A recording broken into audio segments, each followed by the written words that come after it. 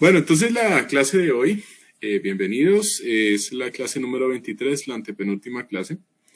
Ya después de esta, dentro de 8 días, si Dios nos lo permite, estaríamos estudiando la traición, la última cena, la oración del Señor Jesús en el iba a decir en el monte, en el lugar del huerto de Getsemaní y la crucifixión. Entonces, digamos que la próxima clase va a cubrir bastante tema. ¿Por qué esta clase es necesaria? Porque pues debemos revisar cuáles son las proclamaciones que hizo el Mesías acerca de sí mismo. Y son proclamaciones únicas, de carácter único en la historia. Y repito, son proclamaciones que no solamente se quedaron en palabras, sino que se demostraron en hechos. Entonces, ¿qué es lo primero que vamos a estudiar? El diálogo que tuvo el Señor Jesús con Nicodemo. Después de eso vamos a estudiar el diálogo que tuvo con la mujer samaritana y vamos a rematar con un apunte supremamente importante para tener un contexto del sacrificio del Señor Jesús. Entonces vamos a empezar con Juan 3, 1 y 2. Pues ya que somos 3 personas quienes estamos, digamos, ustedes 3 que llegaron, voy a pedirle a Andrea, ¿estás ahí? Para que leas estos 2 versículos, por favor. ¿Listo? Claro. Juan 3, 1 y 2. Había un hombre de los fariseos que se llamaba Nicodemo, un principal entre los judíos. Este vino a Jesús de noche y le dijo: Rabí, sabemos que has venido de Dios como maestro, porque nadie puede hacer estas señales que tú haces si no está Dios con él. Listo, Andrea, gracias. Primera pregunta que vamos a hacer, y es, ¿a qué secta pertenecía Nicodemo? ¿Y será que Nicodemo era un cualquiera?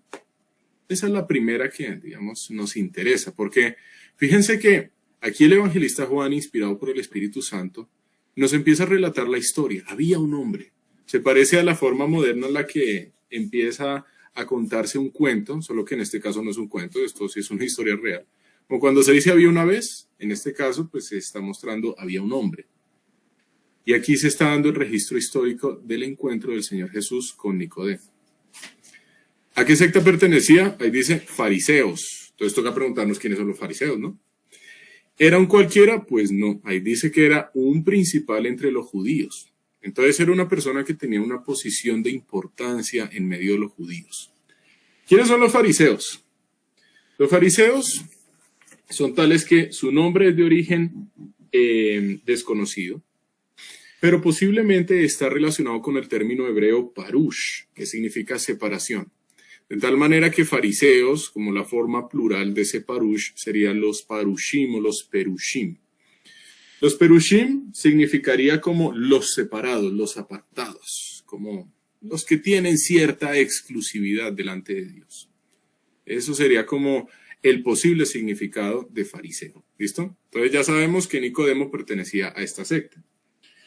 Además, se nos dice que, bueno, históricamente, que esta secta surgió hacia el siglo II antes de Cristo.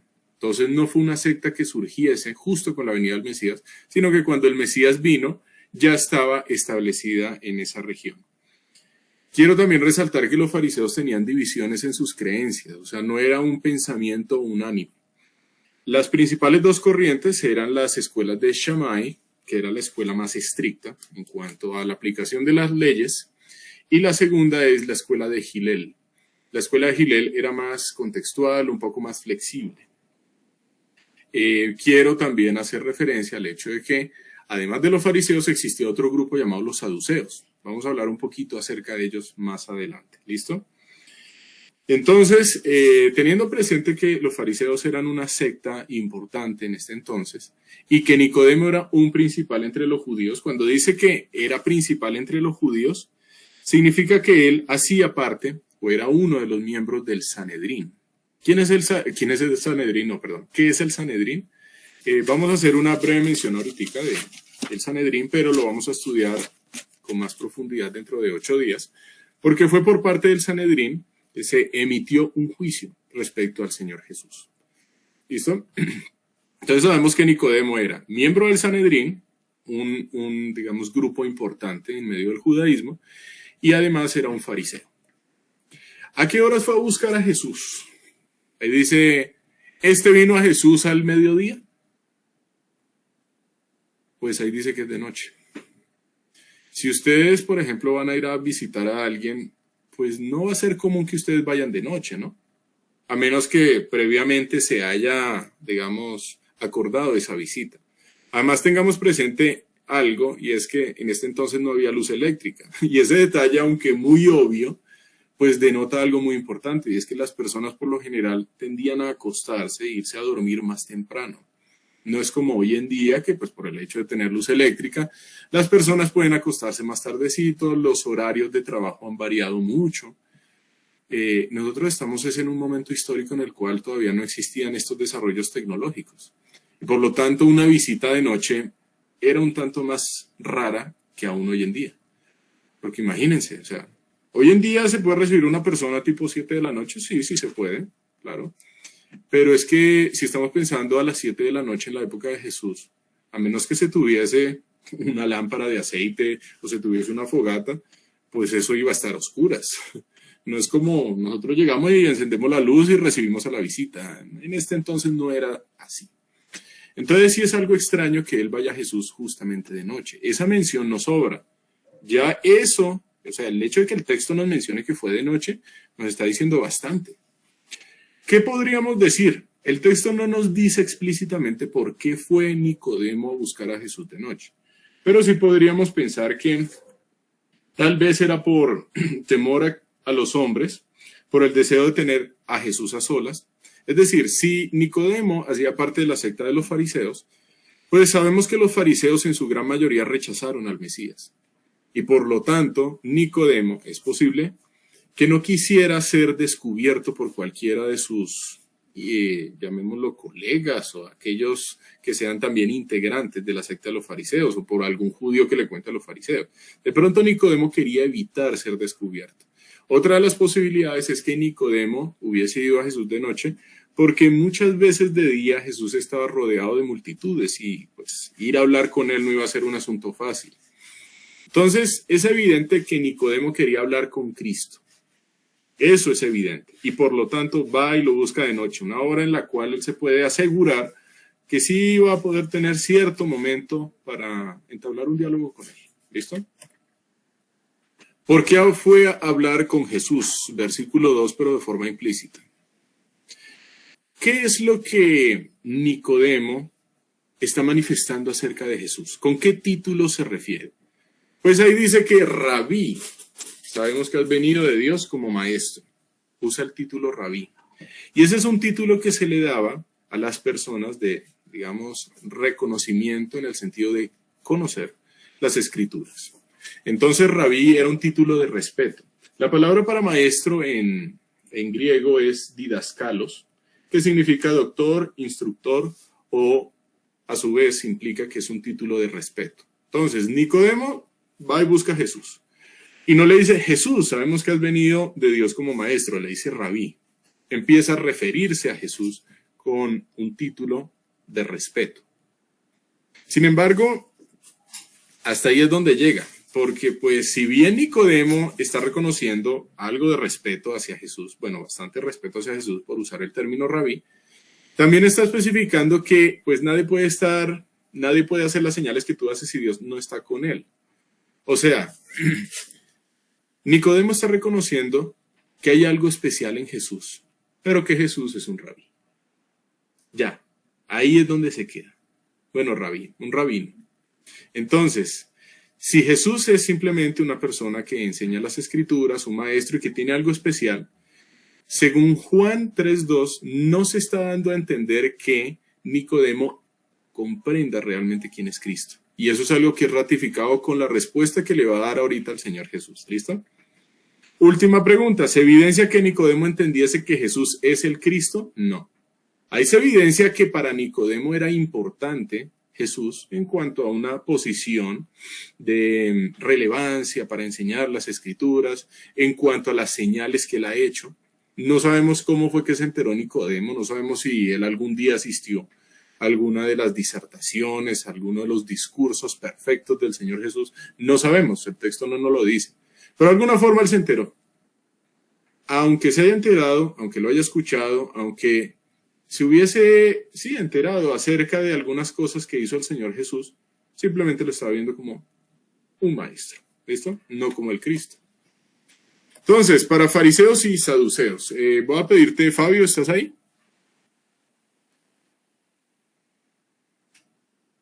Bueno, listo. Entonces, Nidia.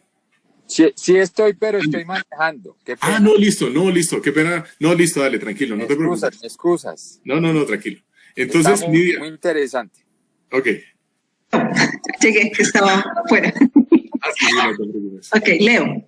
Sí, dale, ese el punto 1. Sí. Tanto los fariseos como los saduceos eran sectas religiosas dentro del judaísmo durante el tiempo de Cristo. Ambos grupos honraron a Moisés y a la ley. Y ambos tenían una medida de poder político, el Sanedrín, la Corte Suprema de 70 miembros del antiguo Israel. Tenían miembros tanto de los saduceos como de los fariseos. Ok. Listo, gracias, Nidia. Siguiente partecita, está un poquito larga, pero bueno. Andrea, ¿estás ahí para que porfa leas el punto 2? Sí. Dale. Vale. Conocemos las diferencias entre los fariseos y los saduceos por un par de pasajes de la Escritura y a través de los escritos existentes de los fariseos. Religiosamente, los saduceos eran más conservadores en un área doctrinal. Insistían en una interpretación literal del texto de las Escrituras. Los fariseos, por otro lado, daban a la traducción oral la misma autoridad que a la palabra escrita de Dios. Si los saduceos no podían encontrar un mandato en el Tanaj, lo descartaban como algo creado por el hombre. Listo, entonces podemos encontrar ciertas diferencias entre fariseos y saduceos. Los saduceos eran muy conservadores en el sentido de ser extremadamente ceñidos a una lectura literal. Y esa lectura literal, pues sin tener en cuenta el contexto, también los había llevado a ciertas doctrinas que no corresponden a la escritura, como por ejemplo, eso lo vamos a ver ahorita con otros comentarios, los saduceos negaban la existencia de un mundo espiritual, negaban la existencia de la resurrección. Los saduceos solamente creían en el Pentateuco, con los primeros 5 libros escritos por Moisés, pero ellos descartaban el resto de libros que hacían parte del Antiguo Testamento, cosa que no hacían los fariseos. Los fariseos sí le daban validez a todos los libros desde Génesis hasta Malaquías. ¿Listo? Bueno, leo el punto número 3 o esperemos a ver, ¿alguien más llegó? Uy, han llegado varias personas, listo. Entonces, a todos bienvenidos. Hola Juan, hola Mío, hola John. Así, hola, dale, está bien. Hola Joan, Javier y Diana. Muchísimas gracias por estar presentes. Entonces, Juan, ¿estás ahí para que porfa leas el punto 3? Hola, querido bro Juan David. Gracias por permitirme ingresar, hermano. A veces entraba con este usuario y me rechazaban, hermano. Ok. Yo quiero aprender de Dios, brother. Ok. Pero gracias. Yo dije, ¿será que me rechazan esta vez? Pero bueno, me dieron oportunidad. Listo, mi hermano, bienvenido. Bueno, quería compartir también algo, pero voy a leer primero y tan pronto termines lo de Nicodemo, sí. En ese ratico que tengo. Ajá. Quisiera compartir algunas impresiones de Nicodemo. Ok, listo. Dice acá entonces este comentario de That Question. Sí. Los saduceos rechazaban la creencia en la resurrección de los muertos, según Mateo 22:23, Marcos 12 del 18 al 27 y Hechos 23:8.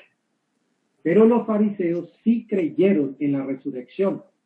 Los saduceos negaron la vida después de la muerte, sosteniendo que el alma perecía al morir, pero los fariseos creían en una vida después de la muerte y en un juicio apropiado para los individuos. Los saduceos rechazaron la idea de un mundo espiritual invisible, pero los fariseos enseñaron la existencia de ángeles y demonios en un reino espiritual. Listo. Gracias, bro.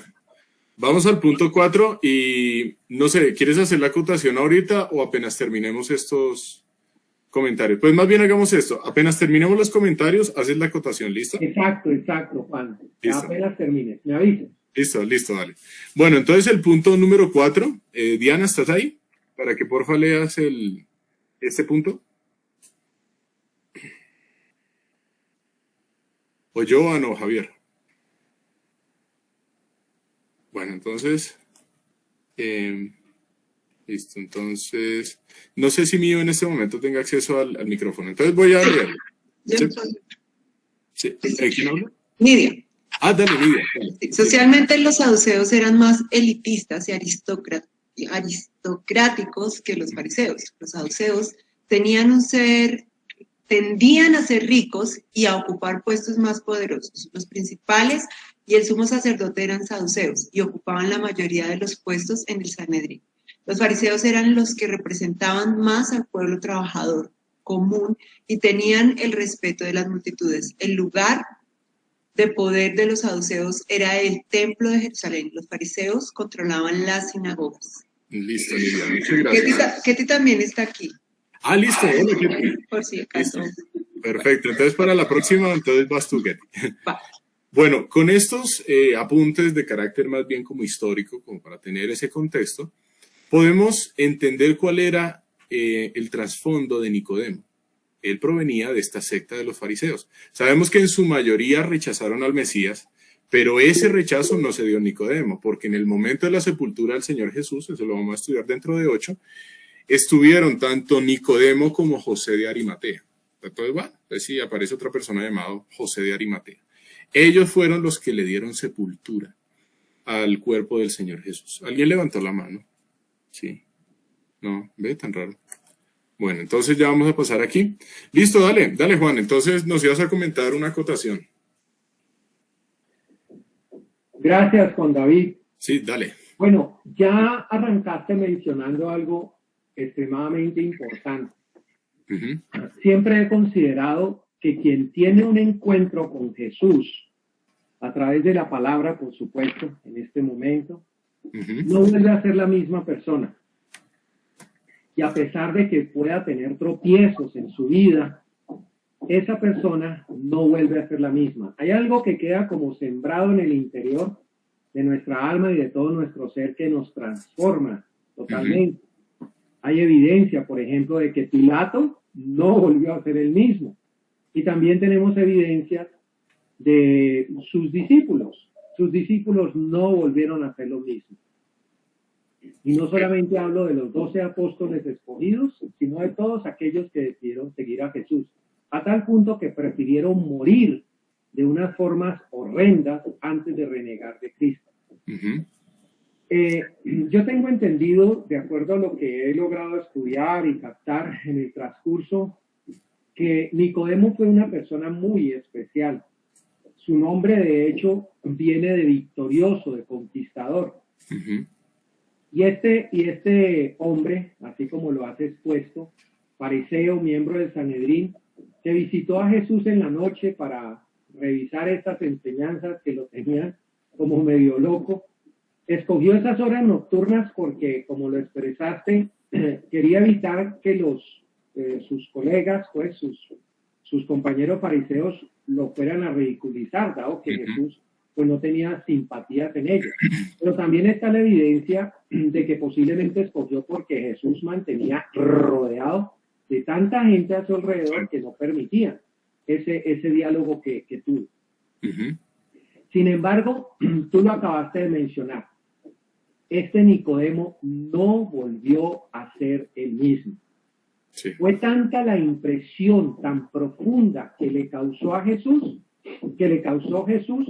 que no llegó a ser el mismo. Y a pesar de que no fue su discípulo, esa semilla que quedó allí sembrada en su corazón dio fruto.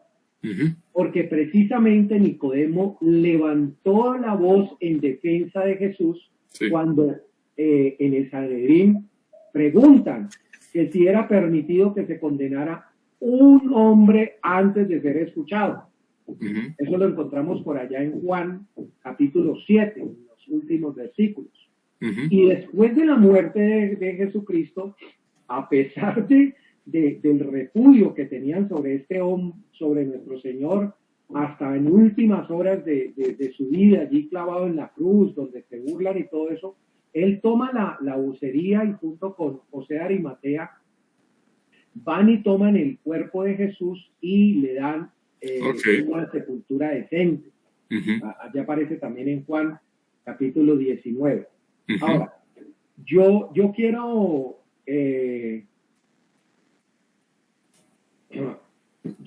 bueno, aunque los textos apócrifos no son, digamos, nuestra guía y nuestra correcta doctrina para seguirlo, sí es importante que en uno de esos libros hay una leyenda sobre Nicodemo, bastante profunda.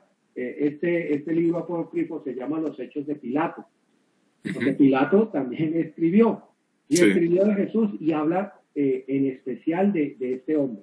Finalmente, Juan, hay una serie de televisión que se llama The Chosen. No sé si ustedes la conocen. Sí.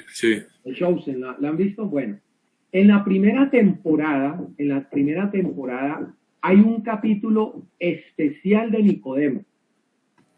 Y es tan impactante este capítulo porque a pesar de que se recogen evidencias bíblicas, pues también se recogen otro tipo de evidencias en donde muestran el impacto que Jesús le hace a Nicodemo, a tal punto de que él llora y se quebranta al saber que él tenía que confrontar dos situaciones: o seguir a Jesús, convertirse en un discípulo, a seguir a Jesús, primera opción, renegando absolutamente de todo lo que él tenía. Tú lo mencionaste ahora, era un principal allí en el Sanedrín. Renegar a su riqueza, renegar a todo. De hecho, pues, digamos, retóricamente ahí en la serie, Jesús le dice, sígueme, ven conmigo. Y Nicodemo se quiebra, Nicodemo se parte, porque dijo, caramba, es dejar todo esto, es seguir a este hombre que considero es el Hijo de Dios, o definitivamente sigo en lo mismo, en lo mío. Ok, hermano. Y esto es una confrontación que hoy en día, muchas personas tienen lo mismo que le sucedió a Nicodemo. Okay. Seguir a Jesús o seguir en la misma situación en la que está la gente hoy en el mundo. Les recomiendo especialmente este capítulo de Chosen. No recuerdo qué número es, pero hay un capítulo que es muy especial sobre Nicodemo. Listo, mi hermano, gracias. Interesante. Vamos a ver que efectivamente, tal como tú dices, Nicodemo no volvió a ser el mismo después de esta conversación con el Señor Jesús. Por ello podemos seguir en Juan 3.3. Y Juan 3.3 pues dice lo siguiente. Ketty, porfa, lee este versículo. Sí, Señor. Respondió Jesús y le dijo, de cierto te digo, que el que no naciere de nuevo no puede ver el reino de Dios. Listo, gracias, Ketty. ¿Por qué Jesús comienza diciendo de cierto? Y les digo, esta expresión del Señor Jesús no solamente aparece en Juan 3.3, aparece en muchísimas otras ocasiones en los evangelios. Decir de cierto, ¿qué connotación tiene? Esa es la pregunta que ahorita nos compete. Entonces, para responderla nos podemos ir al griego. Y sorprendentemente vamos a encontrar es amén, amén. Pero amén no es una palabra de origen griega, sino es una palabra de origen hebreo. Entonces, ¿qué significa esa palabra desde el hebreo? Significa firme, confiable o digno de confianza. Cuando el Señor Jesús dice de cierto, y lo dice 2 veces, el propósito es llamar la atención de la persona, o bueno, del oyente, de la persona que está escuchando este mensaje, para ponerlo en aviso y por lo tanto expresar que lo que va a decir a continuación es una gran verdad. Es como decir verdaderamente, o en el contexto de la pura verdad te digo, el que no naciere de nuevo no puede ver el reino de Dios. Siguiente pregunta. ¿Qué tiene que ver la respuesta del Señor Jesús con la afirmación de Nicodemo? A ver, Nicodemo le está diciendo al Señor Jesús, bueno, tú eres maestro, sabemos que vienes de parte de Dios, ¿listo? Y ahora Jesús le dice, el que no naciere de nuevo no puede ver el reino de Dios. ¿Qué tiene que ver la respuesta de Cristo con la pregunta, o bueno, con la afirmación de Nicodemo? Pareciera en primera instancia que no tiene nada que ver. Cristo está hablando de uvas y Nicodemo está hablando de manzanas. ¿Y eso qué tiene que ver? Para ver cuál es la relación que hay entre la respuesta del Señor Jesús y la afirmación de Nicodemo, tenemos que preguntarnos pues, qué significa nacer de nuevo y qué significa el reino de Dios. ¿Listo? Por el momento, ¿cuál es la implicación de no nacer de nuevo? Dice, el que no naciere de nuevo, ¿qué pasa? No puede ver el reino de Dios. Fíjense que el verbo que aquí aparece es ver, y ver en el griego es idein, que procede de jorao. No sé por qué distan tanto, de pronto la forma en la que se conjuga. Y jorao significa ver, mirar, pero me llama la atención que el significado de jorao es también, por implicación, discernir claramente. O sea, Nicodemo no estaba puesto en este lugar de discernir claramente el reino de Dios. En pocas palabras, Cristo está diciendo, la persona que no nace de nuevo, vamos a ver qué significa eso, no puede discernir, no puede tener un entendimiento claro del reino de Dios. ¿Listo? Esa es la implicación. Entonces, ¿qué es nacer de nuevo? Esa expresión naciere de nuevo aparece en griego es genete anoten, pero no anoten de anotar, sino anoten en el término griego. Genete procede de genao, que significa engendrar. Y anoten procede de anotsen, que significa de arriba. Es como ser engendrado de lo alto, ser engendrado de arriba. El nacer de nuevo en griego es nacer de arriba, dando a entender la obra que Dios hace en la persona para que este nacimiento se pueda dar. Si no es por la obra de Dios, esto no es por voluntad humana. No es que una persona diga, yo quiero nacer de nuevo. No, eso no es posible a menos que Dios intervenga en el proceso. ¿Listo? Y la segunda parte, ¿qué es el reino de Dios? La respuesta a qué es el reino de Dios es una respuesta muy profunda.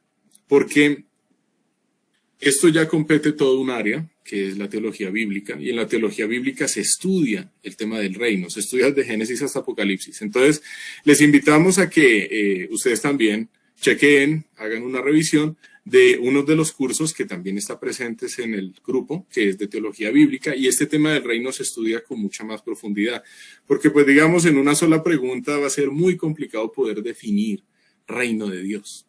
Pero sabemos lo siguiente, que para que exista un reino, pues tiene que haber un reino, tiene que existir unos súbditos, y tiene que existir un lugar en donde ese reinado se lleva a cabo.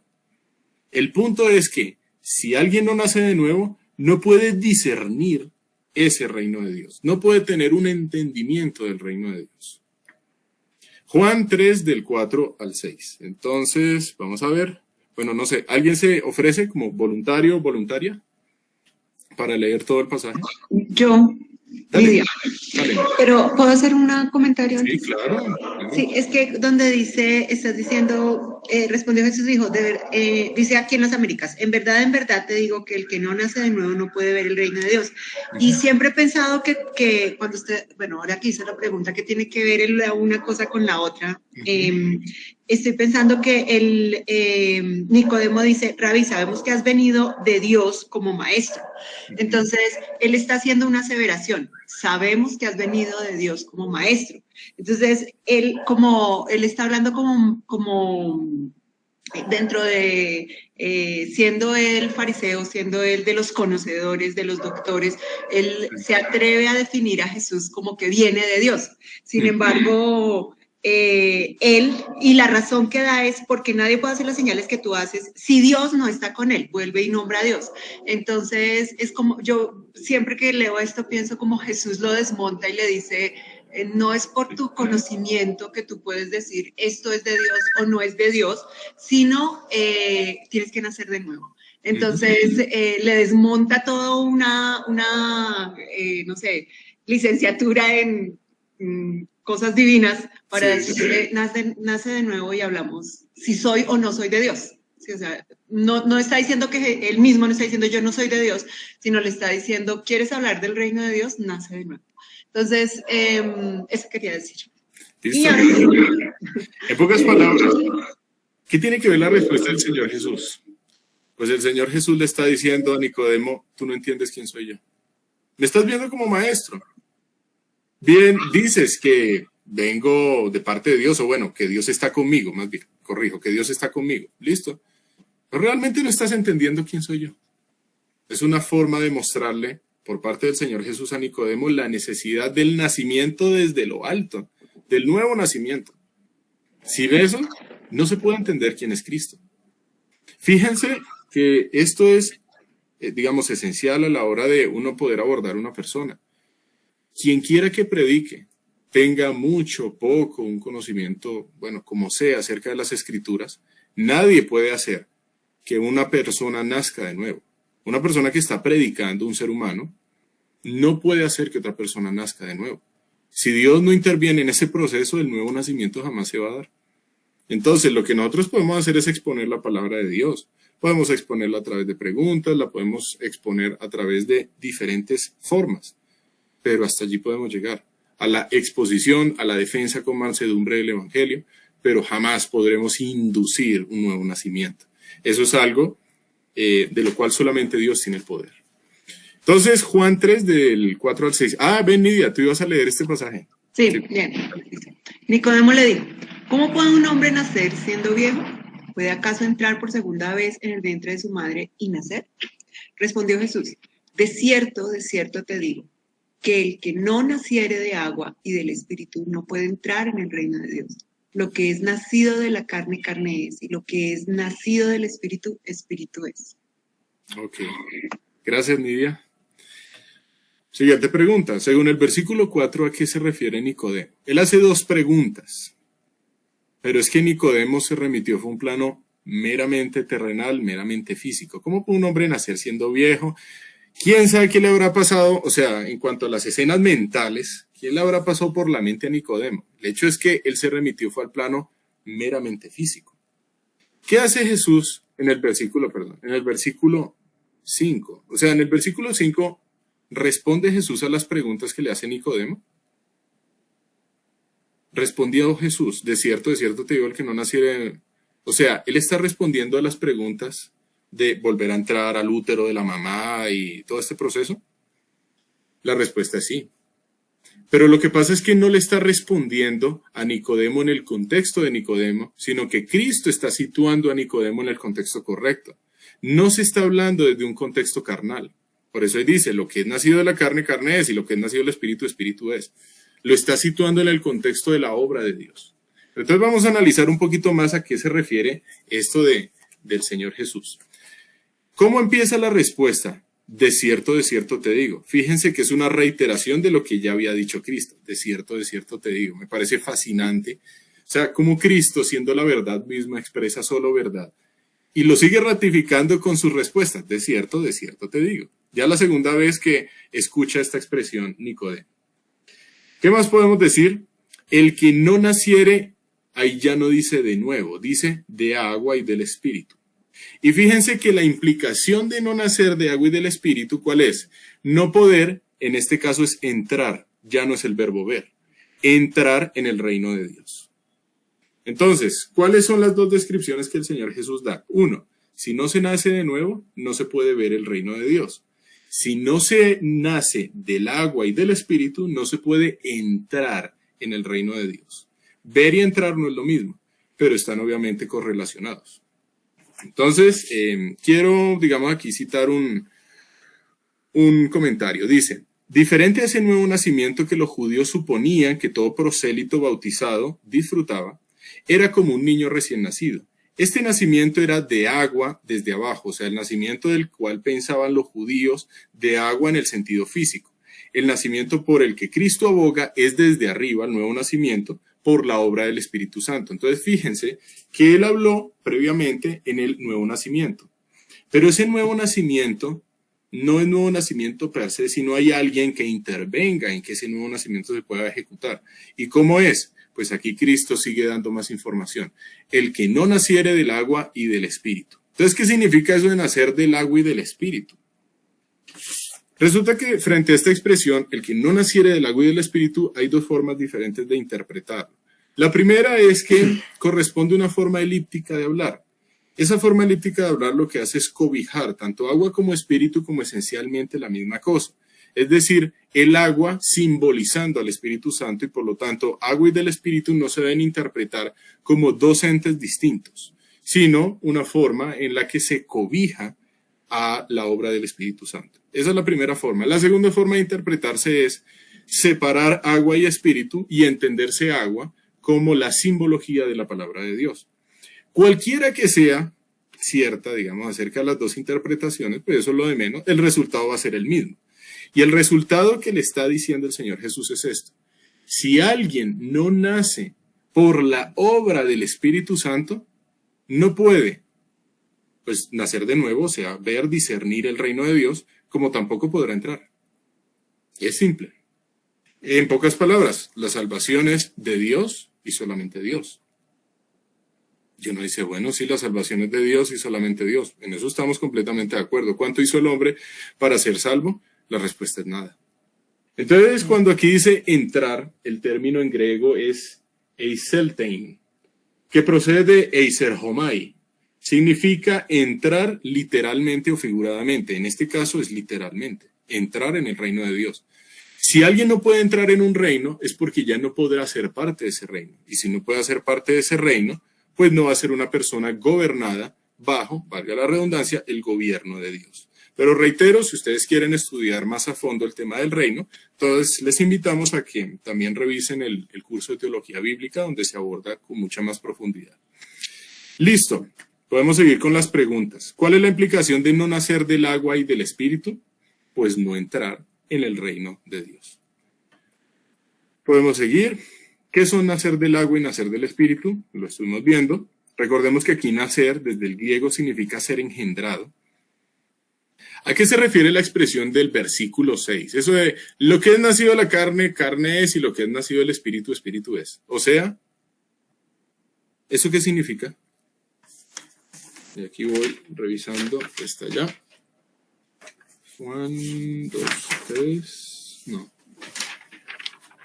¿Qué piensan? 3, 5, y aquí está. Lo que es nacido de la carne, carne es, y lo que es nacido del espíritu, espíritu es. Pues es como darle la claridad de que si nace de manera natural, como nacen todos los seres humanos, pues, y se queda en ese plano, pues se queda en la carne, y la carne perece. El tema es darle ese curso al espíritu.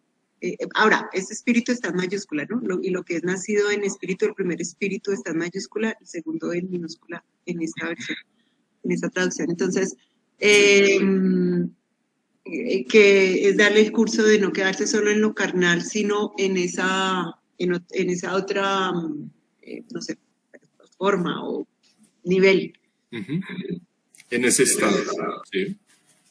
O sea, lo que el Señor Jesús le está especificando con el versículo 6 es que las afirmaciones a manera de pregunta que hizo Nicodemo, esas dos preguntas que hizo, no están relacionadas con el sentido al cual el Señor Jesús está hablando del nuevo nacimiento. El nuevo nacimiento es de carácter espiritual. Lo que es nacido de la carne, carne es. O sea, Nicodemo, no estoy hablando de volver a entrar en el vientre de la mamá. No es eso. Estamos hablando acerca del reino de Dios. Fíjense que el centro de lo que Cristo está hablando es el entendimiento del reino de Dios y el poder entrar en el reino de Dios.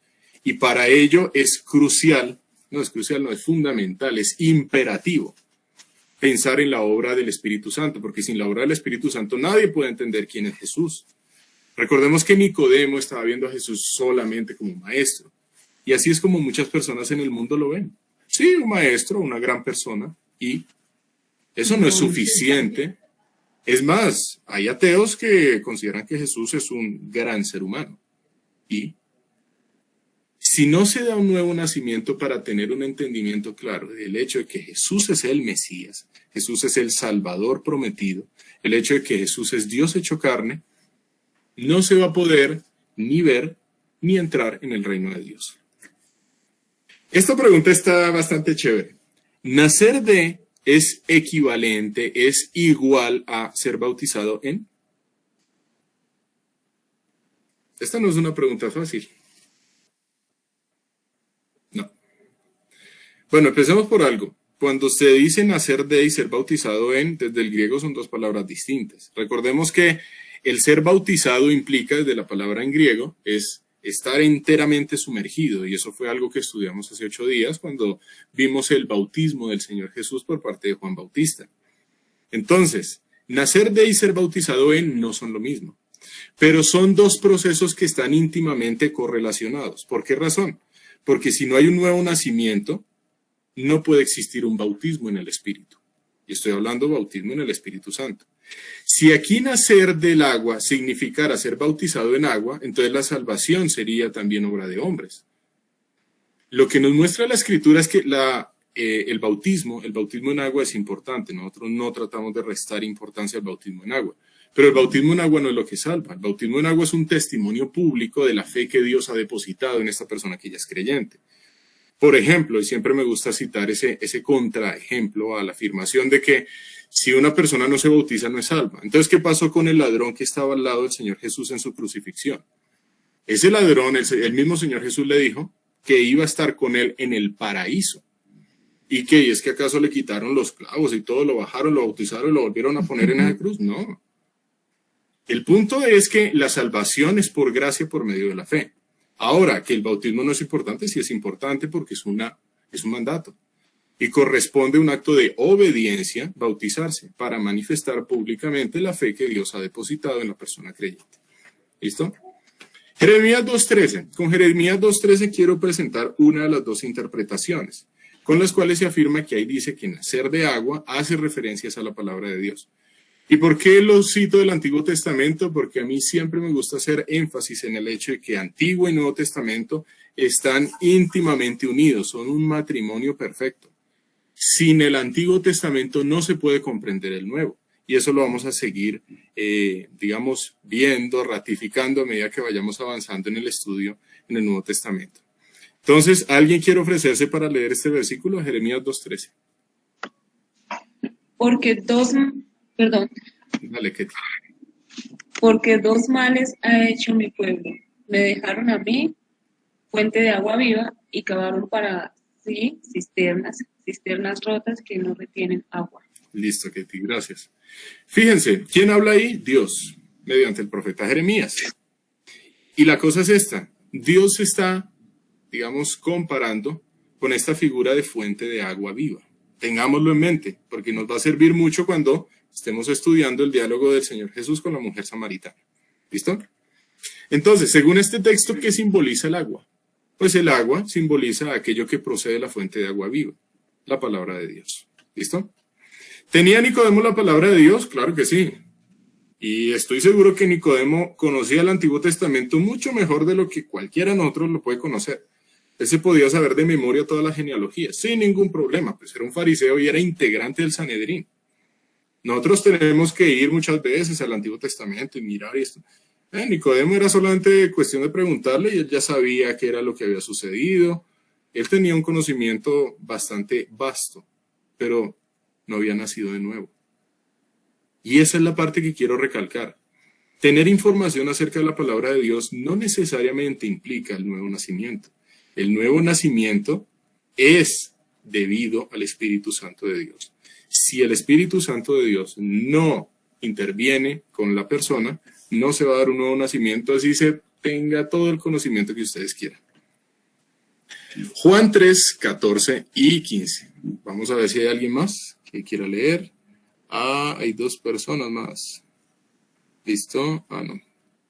Listo, entonces, ¿alguien quiere leer? Diana, Javier, Joan, ¿alguno de ustedes? ¿Yo?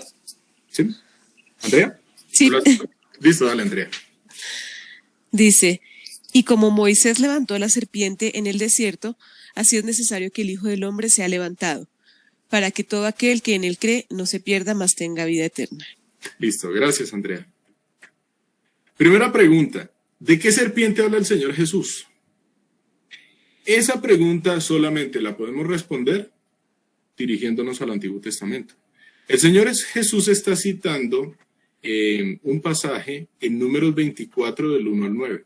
Les invito a que se dirijan allá, pues para echar un recorderis, porque lo que ocurría en Números 24 era que el pueblo de Israel se estaba quejando contra Dios, y Dios envió serpientes venenosas para que mordieran a muchos israelitas. Como consecuencia, ¿qué pasó? Pues muchos murieron. Pero ¿qué fue lo que Dios le ordenó a Moisés hacer? Dios le ordenó a Moisés elaborar una serpiente de bronce, de tal manera que él la pudiese levantar. Cualquier persona que hubiese sido víctima de una mordedura de serpiente venenosa podía ver esa serpiente de bronce y sanarse. Entonces, ¿significa que Dios está ordenando edificar ídolos? Claro que no. Y el mismo texto, bueno, hay un texto en Reyes, ahí sí les quedo debiendo eso, pero ustedes lo pueden buscar. Un texto en Reyes en el cual se muestra que el pueblo de Israel, cuando incurrió en idolatría, constituyó de esta serpiente un ídolo y lo llamó Nebustán, cosa que fue completamente contraria a Dios. Permítanme un momentico. Venga, Zacarías. Acá está tosiendo. Listo, entonces. No, pero déjalo. Aquí más, gracias. Exacto, quédate aquí. Entonces, ¿qué fue lo que ocurrió? La persona que miraba esta serpiente de bronce se podía sanar. Y esto es una figura de carácter cristológica. Aquí no se está avalando la construcción de ídolos por parte de Dios, como algunos podrían argumentar. No, esto es una figura cristológica en el Antiguo Testamento. De tal manera que Cristo aquí está estableciendo un paralelo. ¿Entre qué? Digamos, una figura paralela. ¿Entre qué? Entre aquello que va a pasar con el Hijo del Hombre y aquello que ocurrió con la serpiente en el desierto. Esa serpiente en el desierto fue puesta en un asta. El Hijo del Hombre va a ser levantado. Y ya sabemos que eso hace referencia a la crucifixión. Pero entonces viene otra pregunta. Bueno, ¿qué ocurría cuando los israelitas miraban la serpiente? Pues se podían sanar. ¿Por qué aquí Jesús hace mención del Hijo del Hombre? Ese título, la verdad, o sea, digamos, hablando con franqueza, suena extraño. Porque la palabra dice que Jesús es el Hijo de Dios. ¿Y cómo así que ahora aparece Hijo del Hombre? ¿Hijo del Hombre? ¿Qué piensan ustedes?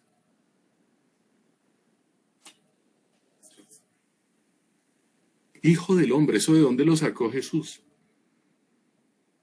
Y aparece hombre con H mayúscula. Entonces Dios es un varón. ¿Será?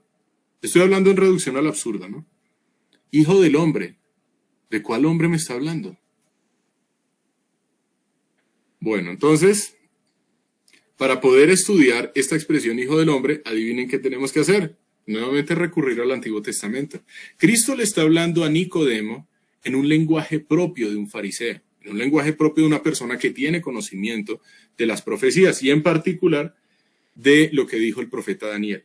Entonces voy a abrir comillas, fue sacado de un comentario bíblico. Dice, Jesús es llamado Hijo del Hombre 88 veces en el Nuevo Testamento. Pues a ver, si es 88 veces, que no son poquitas, ¿no? Es una referencia a la profecía de Daniel, capítulo 7, versículos 13 y 14. Por tanto, la descripción Hijo del Hombre era un título mesiánico. Entonces, claro, para nosotros puede ser que, bueno, Hijo del Hombre, ¿cómo así Hijo del Hombre? Pero cuando Jesús se refiere a sí mismo como Hijo del Hombre frente a Nicodemo, bueno, aunque ahí no está diciendo que él sea el Hijo del Hombre, pero ya le está dando a entender de forma implícita. Entonces Nicodemo, ¿qué puede hacer? Se traslada de una a la profecía en Daniel. Él me está hablando acerca del Mesías. Hijo del Hombre, recordemos, en el contexto de la profecía de Daniel, es un título mesiánico. Segunda implicación de este título Hijo del Hombre. Un segundo significado de la expresión denota que Jesús era un ser humano. Dios llamó en muchas ocasiones al profeta Ezequiel Hijo de Hombre. Jesús es Dios y se manifestó como hombre. Esta expresión Hijo de Hombre, recordemos, está puesta de forma reiterada en el libro de Ezequiel. Así era como Dios se refería al profeta. Entonces, si se refería de esa manera, era recalcando su humanidad. Lo mismo aquí se está mostrando con Cristo. La expresión Hijo de Hombre es también un título que denota el hecho de que Él era plenamente humano, plenamente Dios y plenamente humano. Entonces, ¿qué dice Cristo? Se lo está manifestando a Nicodemo. Es necesario que el Mesías sea levantado. ¿Para qué? Para que todo aquel que en él cree no se pierda, mas tenga vida eterna. Versículo 15 define lo que es la vida eterna. ¿La define? ¿Sí o no? O sea, podríamos decir qué es la vida eterna. Vida eterna es 2 puntos, según Juan 3:15. No solamente la nombra. Solo la nombra, exactamente, no la está definiendo. No la está definiendo. Sí contamos con la definición de vida eterna, pero no en este pasaje, tenemos que recurrir a otro que ya lo vamos a citar. Ahora, ¿qué es la vida eterna? Pues la antítesis de perderse. Hay 2 estados, o perderse o vida eterna. La vida eterna, ¿cómo se puede tener? Pues para aquella persona que cree en quién, en el Hijo del Hombre, es decir, en el Mesías. Lo que Cristo le está diciendo a Nicodemo es, aquel que cree en el Mesías tiene vida eterna. Aquel que no cree en el Mesías, pues adivinen qué pasa, se pierde. Cristo, así como habla de la vida eterna, habla del estado de perdición.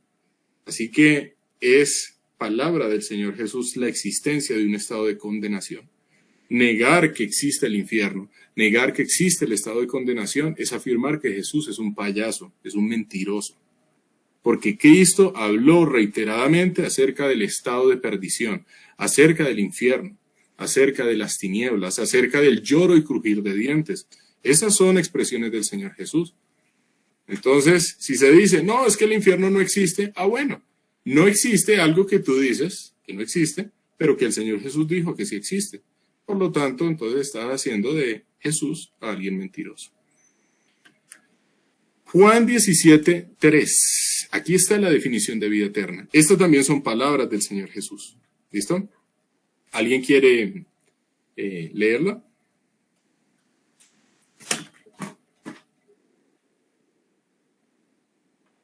Y esta es la vida eterna, que te conozcan a ti, el único Dios verdadero, y a Jesucristo, a quien has enviado. Listo, gracias, Nidia. Lo leí en otro lado. Sí.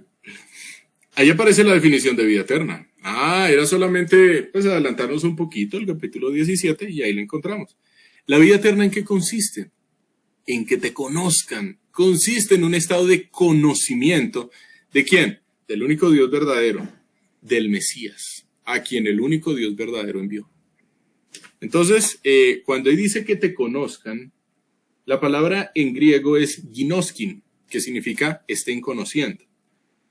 Y esa procede de ginosko. Ginosko significa conocer o saber, pero en un amplio significado. No es simplemente saber como la información, como lo que podía tener en cierta medida Nicodemo.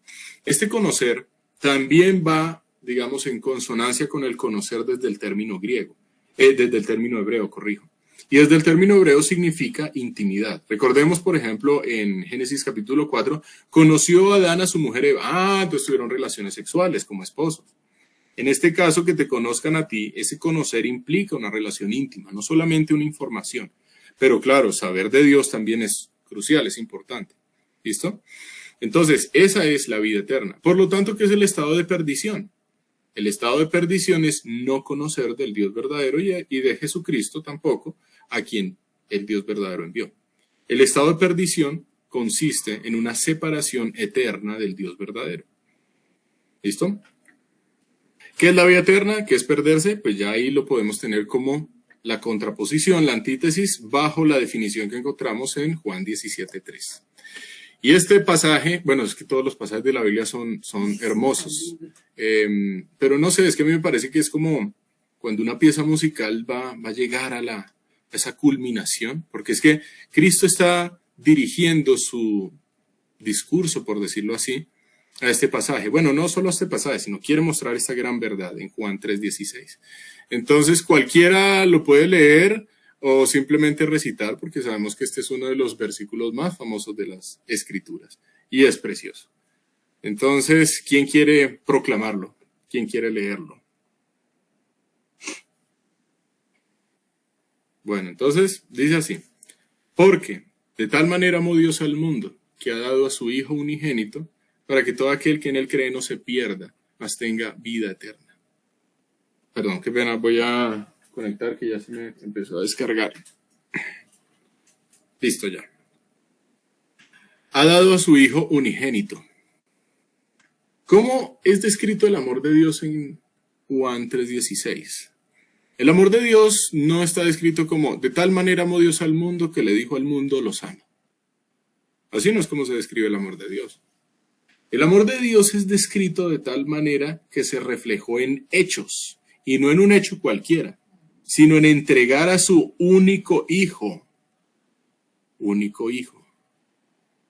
¿Para qué? Para que todo aquel que en él cree, pues, tenga una íntima comunión con él, tenga la posibilidad de vivir ese conocimiento del único Dios verdadero y de Jesucristo a quien él envió.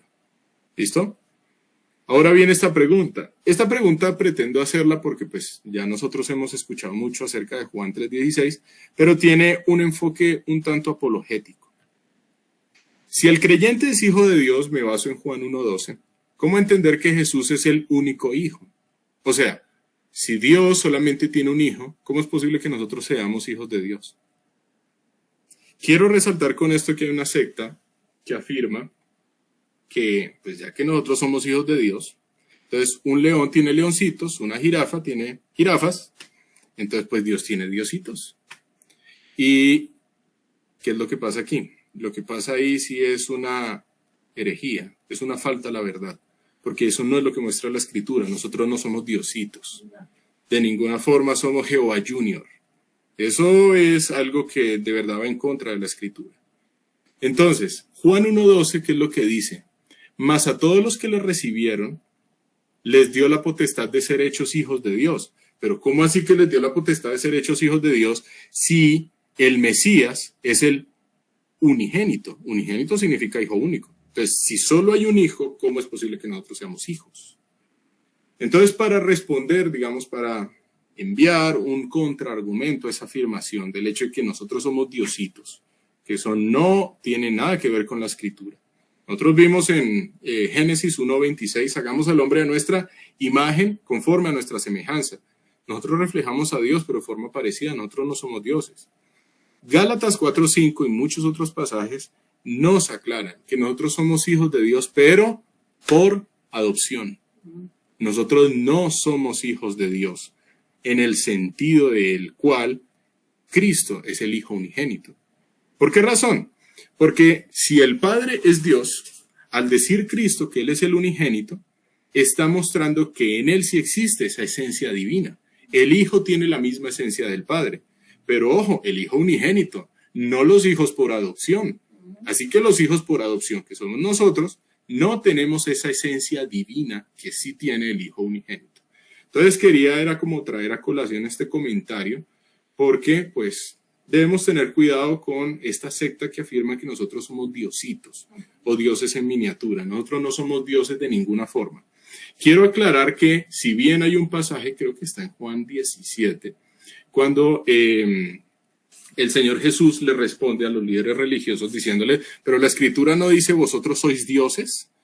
Cuando dice vosotros sois dioses, el término dioses hace referencia a personas de autoridad, a potentados. No está haciendo referencia a personas con la naturaleza divina. Es simplemente irnos al término griego de lo que cita el Señor Jesús y también irnos al Salmo que está citando el Señor Jesús a la palabra en hebreo para darnos cuenta que cuando ahí dice vosotros sois dioses, no está hablando de que nosotros somos diositos. Le está hablando a esas personas de autoridad, a personas que pueden emitir juicios. Eso es todo lo que el Señor está diciendo. Entonces, ¿qué frase encontramos colocada de nuevo en Juan 3:16? Fíjense, para que todo aquel que en él cree no se pierda, mas tenga vida eterna. Esta es una frase reiterada. ¿Y cuál era la conclusión que nosotros habíamos sacado a partir de la reiteración por parte del autor en alguna frase? Vimos en Génesis capítulo 1, y vio Dios que era bueno, y vio Dios que era bueno, y vio Dios que era bueno. Y termina Génesis 1:31, hablando del hecho de que era bueno en gran manera. Vio Dios todo lo que había hecho y aquí que era bueno en gran manera. Entonces, la reiteración y vio Dios que era bueno es porque el autor quiere darnos a entender lo importante que es la bondad de Dios. Aquí, el Señor Jesús quiere reiterar lo importante que es el hecho de poder tener la vida eterna mediante la fe en quién, en el Mesías. ¿Para qué? Para no perderse. ¿Listo? Bueno, entonces, terminamos el diálogo de el Mesías con Nicodemo. Si se fijan, me salté varios pasajes, varios versículos. ¿Por qué razón? Simplemente la razón se llama tiempo. Entonces les invito a que ustedes estudien todos los versículos que también nos saltamos y así van a tener incluso, digamos, un panorama aún mucho más amplio de lo que vimos aquí en la clase. Entonces, vamos a ver qué pasó en Juan 4, 5 y 6. Juan 4, 5, listo. ¿Alguien quiere leer? El encuentro del Señor Jesús con la mujer samaritana. Vino pues a una ciudad de Samaria llamada Sicar, junto a la heredad que Jacob dio a su hijo José, y estaba allí el pozo de Jacob. Entonces Jesús, cansado del camino, se sentó así junto al pozo. era como la hora sexta. Listo, gracias. Andrea, ¿cierto? ¿Sí? Sí, sí. Listo, sí. Sí, entonces sí identifiqué bien la voz. Bueno, ¿qué peculiaridad existe con la descripción geográfica? Ahí dice, vino pues, se está refiriendo a Jesús, ustedes pueden leer todos los versículos anteriores, a una ciudad de Samaria llamada Sicar. ¿Y qué pasa con Samaria y Sicar? ¿Hay algo malo?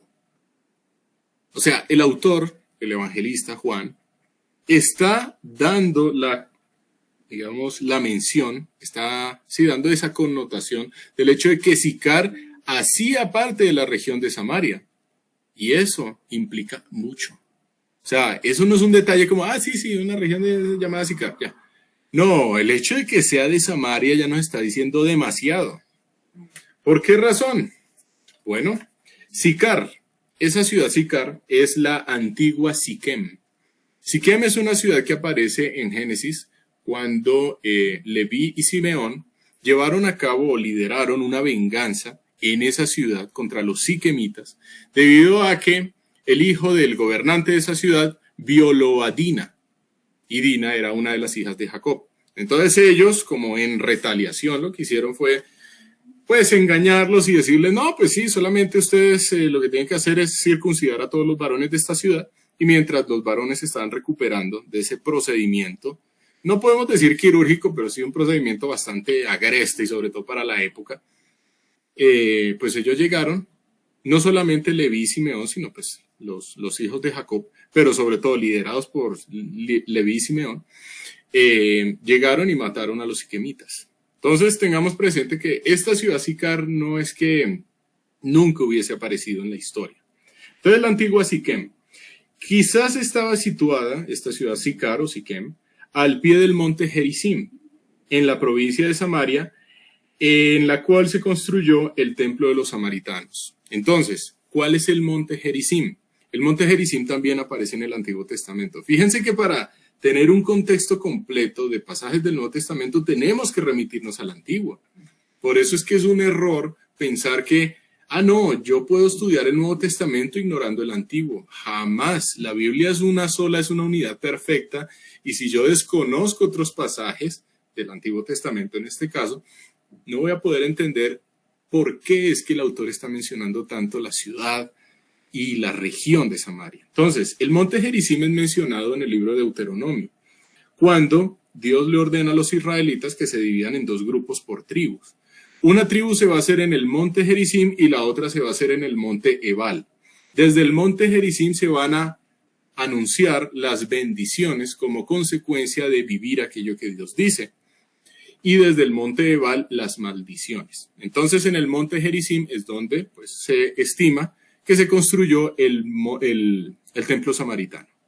Bueno, ¿y cómo así que el templo samaritano? No solamente hay un templo que es el templo de Jerusalén. Entonces para eso también tenemos que remitirnos un poquito a la historia. Quiero abrir un comentario histórico. Dice así, unos 700 años antes de Cristo, Sargón, rey de Asiria, al aplastar una revuelta en la región central del Reino del Norte, se llevó cautivos a más de 25,000 judíos e instaló en su lugar a un número casi igual de cutitas, sefarbitas y amatitas. Luego, Asurbanipal envió grupos de colonos a Samaria. La enemistad entre quienes, samaritanos y judíos, data del retorno de los judíos del cautiverio en Babilonia. En esta ocasión, los samaritanos trataron de prevenir la construcción del templo de Jerusalén. ¡Oh, sorpresa! Entonces sí podemos encontrar alguna relación de aquellos que se opusieron en el libro de Esdras a la reconstrucción del templo de Jerusalén, sí. También dice así, luego ofendieron a los judíos porque ofrecieron ayuda a los ejércitos de Alejandro Magno. Como recompensa, ¿qué hizo Alejandro Magno? Dio permiso a los samaritanos para construir un templo sobre el monte Gerizim. Entonces, ya podemos empezar a ver desde dónde es que empezó esa pugna tan tenaz entre samaritanos y judíos. Los samaritanos proceden de aquellos judíos que fueron exiliados de las tribus del norte, fueron exiliados y pues estando allá se mezclaron con gente y terminaron regresando. Entonces, al regresar se dio un sincretismo y en ese sincretismo también se incorporó en la adoración por parte de los samaritanos a Dios, la adoración a ídolos. Entonces ahí era una cosa bastante pesada lo que estaba pasando con los samaritanos. Pero bueno, ya tenemos un contexto. Esto empezó 700 años antes de Cristo. No digo la pugna, sino el origen de los samaritanos. Entonces ya sabemos, samaritanos y judíos no se la llevaban. Ok. ¿Cómo se nos describe el estado del Señor Jesús? ¿Por qué el texto bíblico no dice, entonces Jesús se sentó junto al pozo? ¿Por qué dice cansado del camino? ¿Y eso para qué no lo dice Juan? ¿Y eso qué utilidad tiene que nos diga que él estaba cansado? ¿A mí de qué me sirve saber que Jesús estaba cansado? ¿Qué piensan?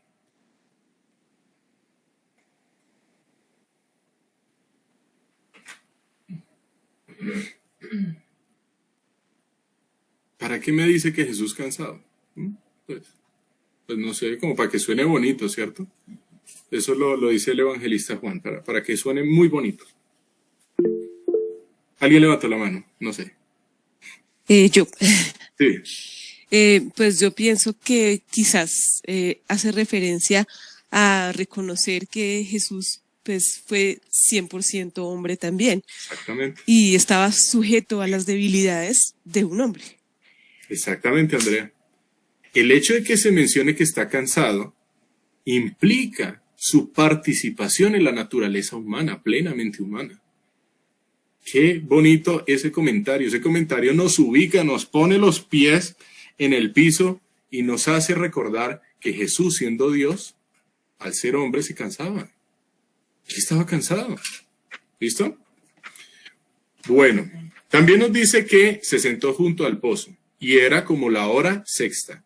Cuando hablamos de la hora sexta, la forma en la que se contaba el tiempo, digamos, para los judíos era que el conteo iniciaba era en el amanecer, y el amanecer más o menos ocurre para nuestro tipo de horas, digamos, para nuestro tipo de horas, calendario, la forma de contar el tiempo es hacia las 6 de la mañana.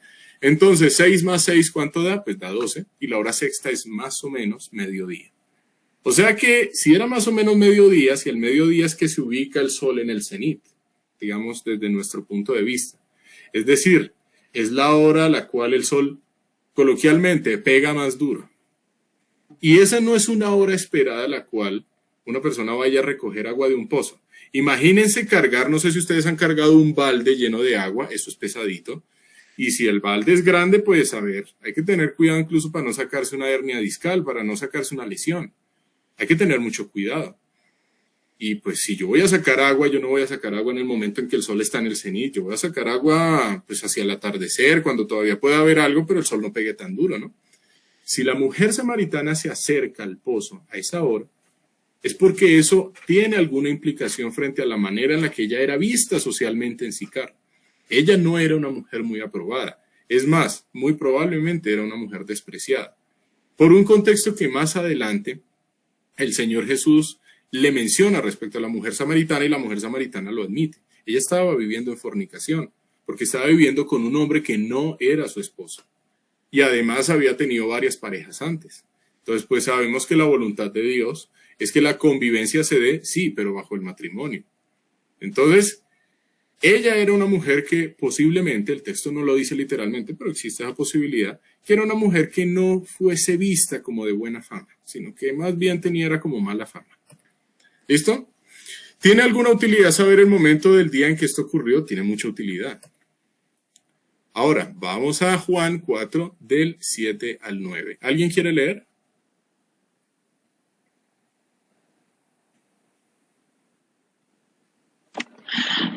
Vino una mujer de Samaria a sacar agua, y Jesús le dijo, dame de beber. Pues sus discípulos habían ido a la ciudad a comprar de comer. La mujer samaritana le dijo, ¿cómo tú, siendo judío, me pides a mí de beber, que soy mujer samaritana? Porque judíos y samaritanos no se tratan entre sí. Ok. Gracias, Nidia. Listo. Entonces Jesús le dice, dame de beber. Esas palabras, dame de beber, tienen una connotación muy profunda.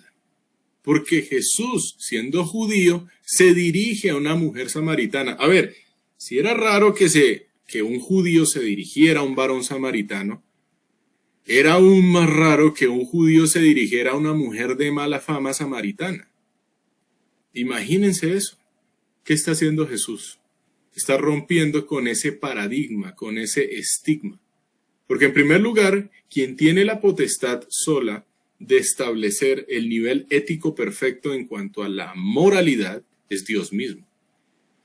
Y Cristo, el perfecto, el que es sin pecado, lo que hace es hablarle a la mujer samaritana diciéndole dame de beber, a una mujer de mala fama.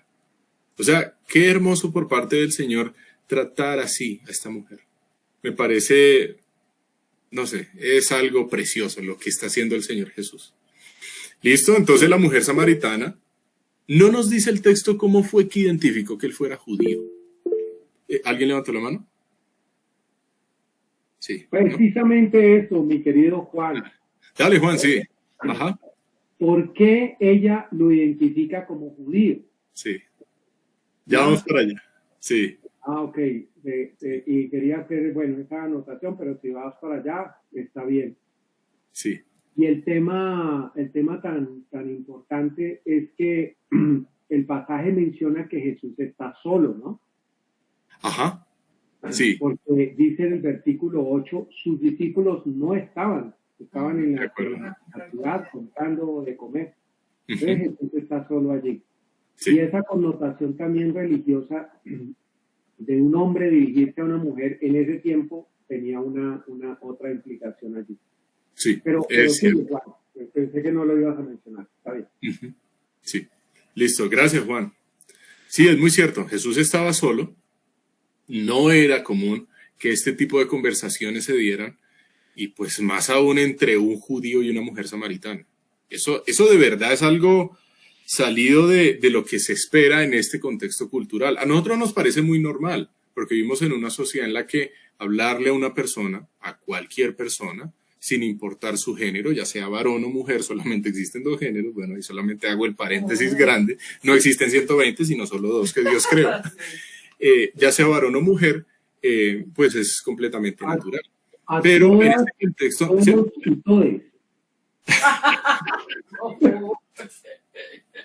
Ok, sí. Hablan, digo yo, pues. Sí, Todos y todos. Ah, sí, sí, con la E. Ajá. Sí, o sea, Sí. qué cosa tan rara. Bueno, entonces, era bastante, digamos, inesperado que esto ocurriera. Listo.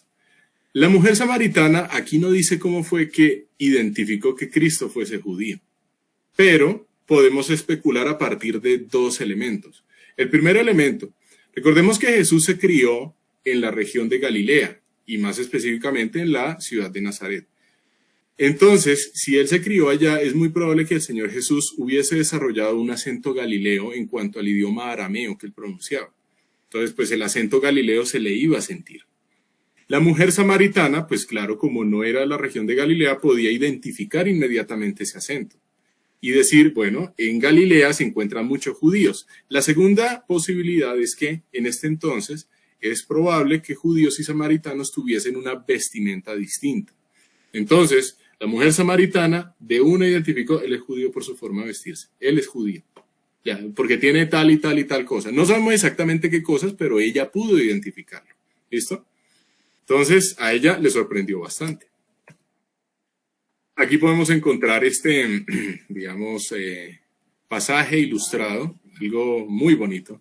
La mujer acercándose al mediodía, un sol abrasador. Fíjense que es lo opuesto a lo que pasó con Nicodemo. Nicodemo fue de noche. Aquí la mujer samaritana fue cuando el sol está bien arriba y bien, pues pegando bien duro, porque pues, se ubica desde nuestra perspectiva en el cenit. Juan 4, del 10 al 14. Entonces, ¿alguien quiere leer los versículos del 10 al 12 y otra persona que por favor lea los versículos 13 y 14? Bueno, leo yo entonces del 10 al 12. Sí, por favor, Andrea. Sí. Respondió Jesús y le dijo, si conocieras el don de Dios y quién es el que te dice, dame de beber, tú le pedirías y él te daría agua viva.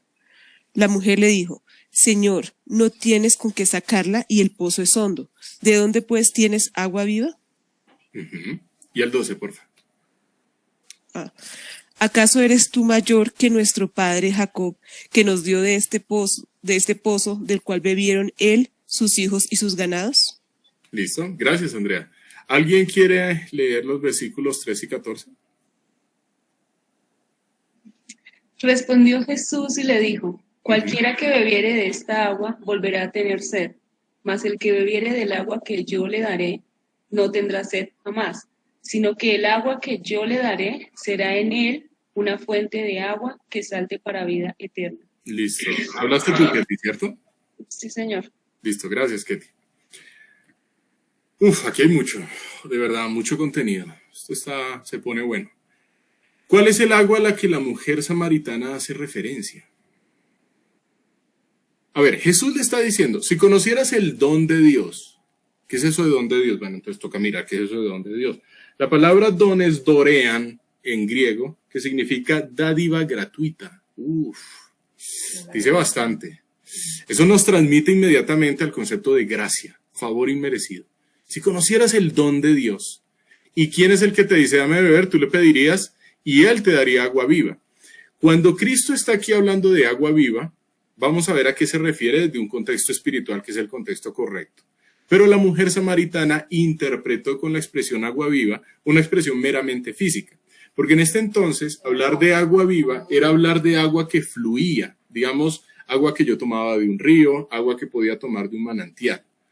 Agua viva aparece en contraposición a agua muerta o agua estancada, agua en una piscina, agua en un recipiente que ya tiene mucho tiempo. Entonces, obviamente, la gente de esta época prefería tomar agua viva porque el agua viva es más limpia que el agua estancada. El agua estancada es propensa a que hasta muchos insectos puedan crecer en ella. En el agua viva eso no ocurre. El agua viva se identifica porque es un agua más pura, más limpia. Y pues estamos en un momento en que no existían, por ejemplo, las curtiembres que lanzaran mercurio a los ríos para que alguien se pudiera tomar algo contaminado. En esta época, cuando hablamos de ríos, pues los ríos se encontraban por lo general muy limpios. Entonces, claro, para la mujer samaritana es como, a ver, viene aquí este judío, por el momento este judío, ya más adelante va a tener una consideración muy distinta. Pero aquí viene un judío a hablarme de agua viva y se hace junto al pozo, pues entonces él debe tener otro pozo. De pronto es lo que ella pensó, porque él me está ofreciendo agua, o no sé, de pronto será un riachuelo que no conozco. Para ella fue muy extraño, ¿cómo así que él viene a ofrecerme agua viva? O sea, yo me conozco esta región y que yo sepa no hay otro pozo, no hay otro río. Entonces, Señor, tú no tienes con qué sacarla y el pozo es hondo. Cuando dice la mujer, no tienes con qué sacarla, esa expresión en el griego contiene la palabra antlema, que significa un recipiente para sacar agua. Es como decir, mira, Señor, tú no tienes un balde, no tienes nada para qué sacarla y el pozo es hondo. Hay un estudio por parte de alguien cuyo nombre, bueno, no lo anoté, pero ese estudio dice que este pozo posiblemente tenía alrededor de 35 metros de profundidad. Entonces, para hacernos la idea, el pozo tenía una profundidad de más o menos 3 postes de luz, uno encima del otro. Imagínense, eso es bastante. Si alguien se caía en ese pozo, eso era una matada segura, eso era una muerte, nada que hacer.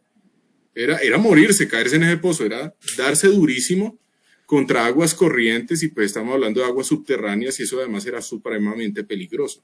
Entonces el pozo es hondo. ¿Cómo vas a hacer para sacarme agua? O sea, ¿de qué habla viva, de qué agua viva me estás hablando? ¿Acaso eres tú mayor que nuestro padre Jacob?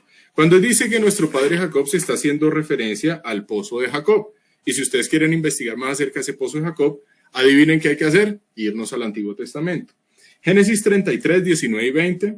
Pueden irse también a Josué 24, 32. Digamos para explorar un poco más acerca del contexto de este pozo del cual habla esta mujer samaritana. Ok.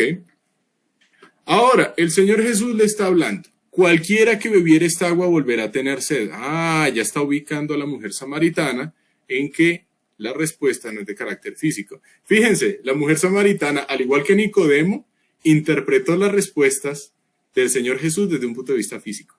Nicodemo, pero entonces ¿cómo me va a volver a meter en el vientre de mi mamá? ¿Qué dice ahora la mujer samaritana? Señor, ¿de dónde vas a sacar agua viva?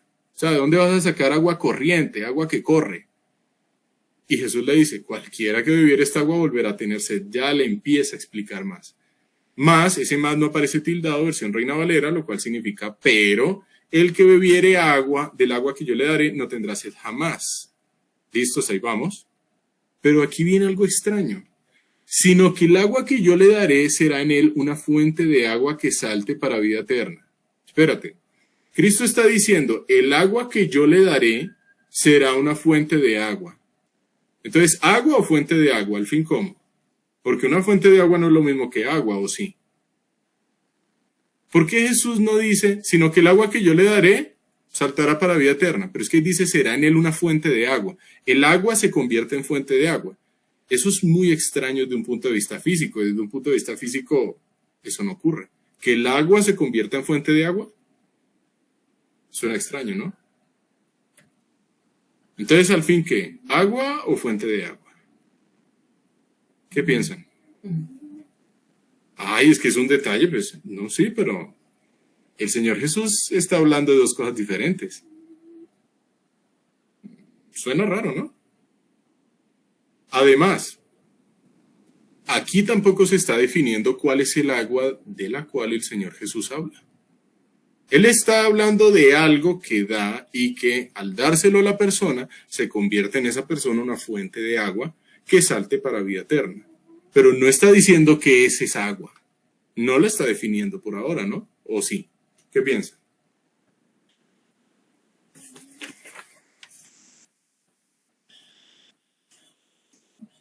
Aquí.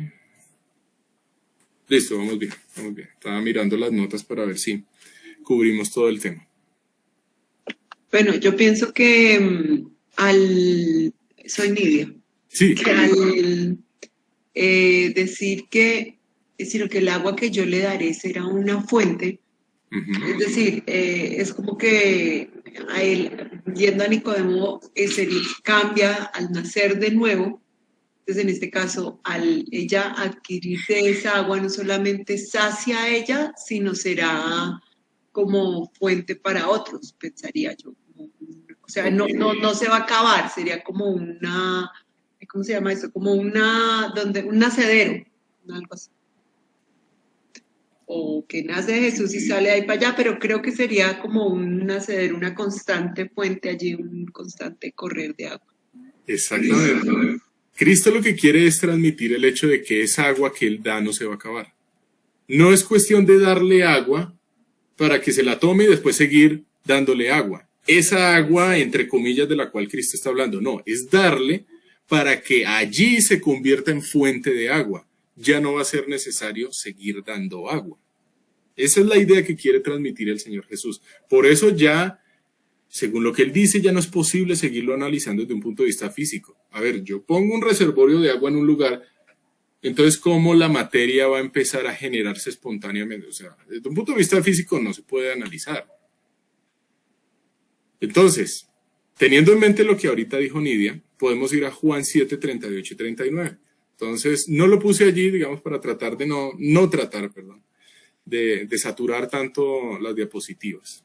Pero dice así, voy a poner un zoom así bien bonito, bien chévere.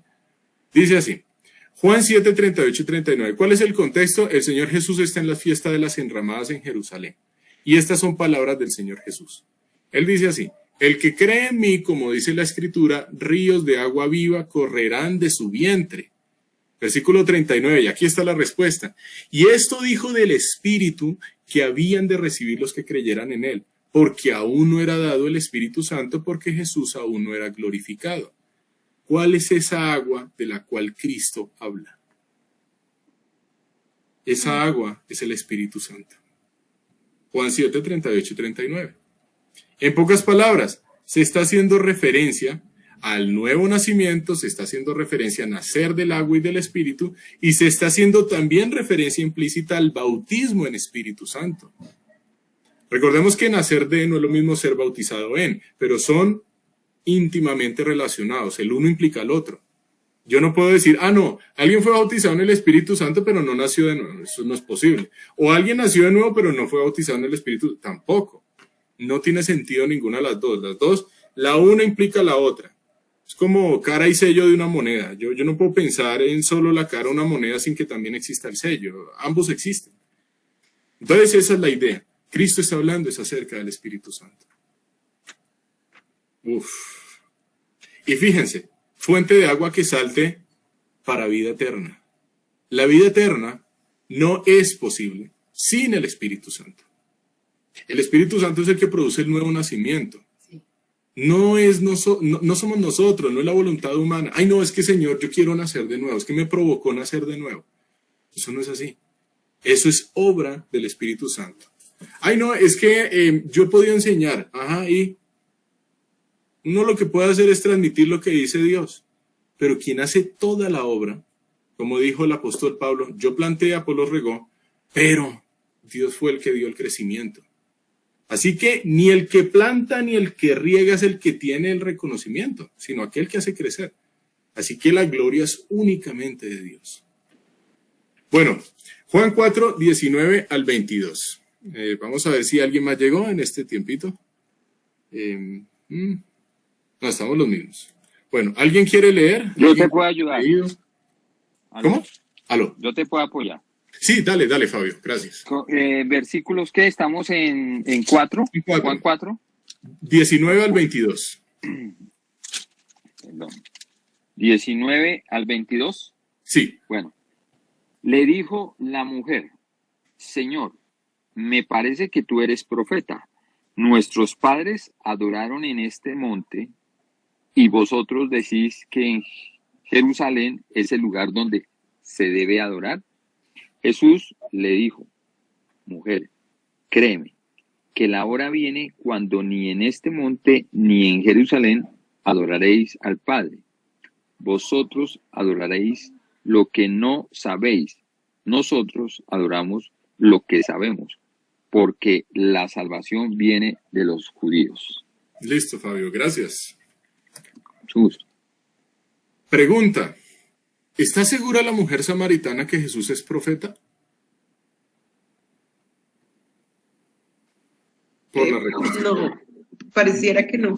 Me ¿Cierto? parece que tú, pero ese me parece, o sea, ni afirma ni niega. Puede que sí, pero puede que no, no sé. Entonces, ella no está segura.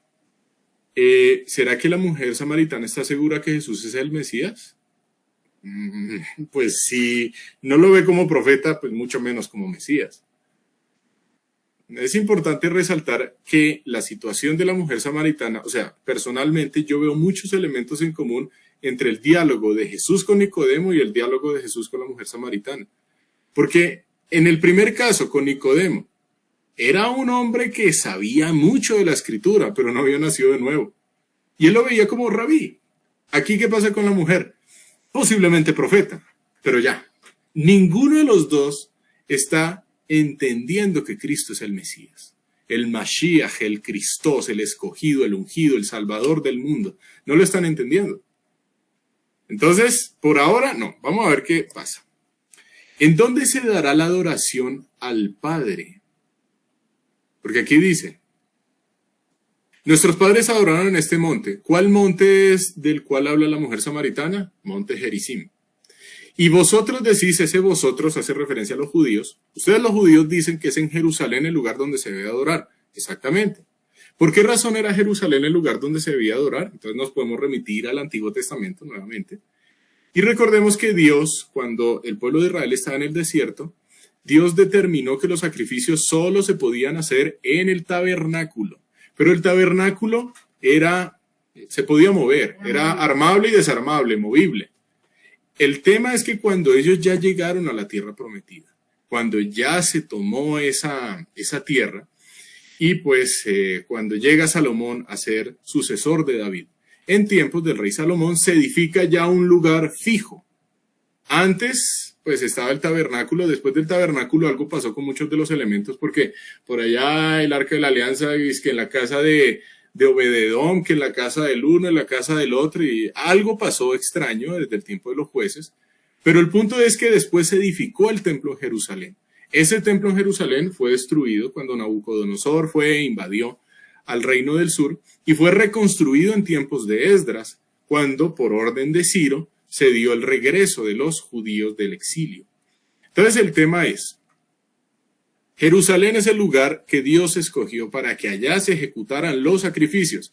Y no es que alguien dijera, yo qué sé, de la tribu de de Judá, ay, me provocó hacerle un sacrificio al Señor aquí en el monte Nebo, ya, y voy a hacerlo ahí. Eso no es así, porque Dios había estipulado solo un lugar. Pero ¿qué es lo que está diciendo Jesús en el versículo 21? Créeme que la hora viene. Ya llega el cumplimiento de un momento en el cual el lugar, como se dice coloquialmente, vale huevo. El lugar no importa. Ni en este monte ni en Jerusalén adoraréis al Padre. Aquí ya no se va a hablar del lugar. Y la hora viene. ¿Por qué la hora viene? Porque el Mesías vino. Y si el Mesías ejecuta el sacrificio perfecto, ya no es necesario continuar con los rituales de los sacrificios en el templo de Jerusalén. Porque ya Cristo, como dice el libro de Hebreos, fue sacrificado una sola vez y para siempre. Para siempre. Ya no es necesario estar repita y repita y repita. Ay, no, entonces el día del Yom Kippur. Entonces en el día del Yom Kippur tengo que conseguir a 2 animales. Uno se va para Azazel y el otro sí, el otro no. Ya no es necesario. ¿A qué se refiere el Señor Jesús con la expresión: vosotros adoráis lo que no sabéis, nosotros adoramos lo que sabemos? Eso suena raro, ¿no? Lo que no sabe, o sea, Cristo le está diciendo, ustedes los samaritanos sí están adorando a Dios, pero ustedes no lo conocen. Y los judíos, pues nosotros adoramos lo que sabemos. ¿Esa expresión a qué se refiere? Entonces, para eso, tengamos presente, el Dios de los samaritanos es el mismo Dios de los judíos, pero los samaritanos rechazaron muchos de los escritos proféticos. Obviamente en los profetas hay conocimiento de Dios. Entonces, si en los profetas hay conocimiento de Dios, pues lo que pasaba con los judíos es que ellos sí tenían un conocimiento cabal, mientras que los samaritanos, además de haber rechazado varios libros, ellos también habían incurrido en la adoración a ídolos, y de alguna forma justificaban que eso estaba correcto. Entonces, Cristo, con toda la razón del mundo, le dice, ustedes adoran lo que no saben.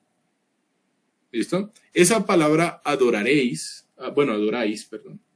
es desde el griego es proskunesete, que procede de proskuneo. Proskuneo significa postrarse, hacer reverencia o suplicar. Es hacer reverencia. Y me gusta que la parte final del versículo 22 dice, porque la salvación viene de los judíos. ¿Cómo así que la salvación viene de los judíos? Pues claro, el Salvador nació en el pueblo judío, el Salvador fue judío. Y esta es una de las razones por las que yo como creyente siempre soy enfático, en que es una contradicción en una persona creyente ser antisemita. Nosotros como creyentes, obviamente nosotros no vamos a aceptar que los judíos en su gran mayoría, tengo que decir en su gran mayoría, no todos, porque hay judíos que sí creen en Jesucristo como el Mesías. Le llaman Yahshua o Yeshua HaMashiach. El tema es que si ellos no creen en el Mesías, que se entiendan con Dios. Y eso es algo que no es correcto. Y obviamente no vamos a decir que un judío va a ser salvo simplemente por ser judío, porque la salvación es única y exclusivamente por Cristo, para el judío y para el gentil, para todo el mundo. Es solo a través de Cristo. Pero eso no implica que nosotros podamos tener una actitud hostil hacia los judíos. Realmente es hacia nadie, porque nosotros estamos llamados a mostrar el amor de Dios para predicar el evangelio. Pero estoy hablando particularmente de los judíos porque históricamente incluso hubo reformadores, personas que hicieron parte de la reforma, que tuvieron una actitud antisemita y eso no es correcto. Nosotros no podemos ser antisemitas porque nuestro glorioso Salvador fue judío. Entonces debemos apreciar y valorar al pueblo judío. Que ellos en su mayoría no creen en Cristo, pues si se presenta la oportunidad, predicarles. Y si ellos no quieren creer en Cristo, que se entiendan con Dios. ¿Ya? Iba a decir Génesis. Juan 4, 23 al 26. ¿Quién quiere leerlo? Listo. ¿Alguien quiere? Yo. Sí. Dale, Nidia. Juan 4 del 23 al 26. Bueno. Dice, Perdón, Andrea. Sí, dale, Andrea. Tranquilo. Sí. Dice, mas la hora viene y ahora es cuando los verdaderos adoradores adorarán al Padre en espíritu y en verdad, porque también el Padre, tales adoradores, busca que le adoren. Dios es espíritu, y los que le adoran en espíritu y en verdad es necesario que le adoren. Le dijo la mujer, sé que ha de venir el Mesías, llamado el Cristo. Cuando él venga, nos declarará todas las cosas. Jesús le dijo, yo soy el que habla contigo. Gracias, Andrea. Esa última expresión a mí me pasa como, bueno, una persona que sale en televisión, se me eriza la piel, en serio. ¿Yo soy el que habla contigo? O sea, bueno, vamos a ver. Cuando dice más, sin tildarse, recordemos contraposición, pero la hora viene y ahora es. Queda como tarea, por cuestión de tiempo, ¿qué significa eso de adorar al Padre en espíritu y en verdad? Es una expresión compuesta, pero ¿cómo así en espíritu y en verdad? Fíjense que ya ahí no dice, adorarán al Padre en el templo de Jerusalén. Bueno, en este momento ni siquiera hay templo. Está el Muro de los Lamentos y está la Mezquita de Al-Aqsa, pero no hay templo en este momento.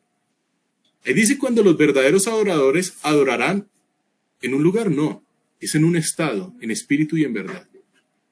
Porque también el Padre, tales adoradores, busca que le adoren. ¿Se resalta un lugar específico para adorar al Padre? No. Se resalta es una condición específica, en espíritu y en verdad. Viene esta pregunta que es como pesadita, es como de alto calibre. Cuando el Señor Jesús dice Dios es espíritu, ¿se está haciendo referencia exclusiva al Espíritu Santo? Queda como tarea, ¿listo? Pero es una pregunta bastante pertinente. Dios es espíritu, entonces ¿se está haciendo solo referencia al Espíritu Santo? Y entonces el Padre. Podríamos seguir preguntando al texto.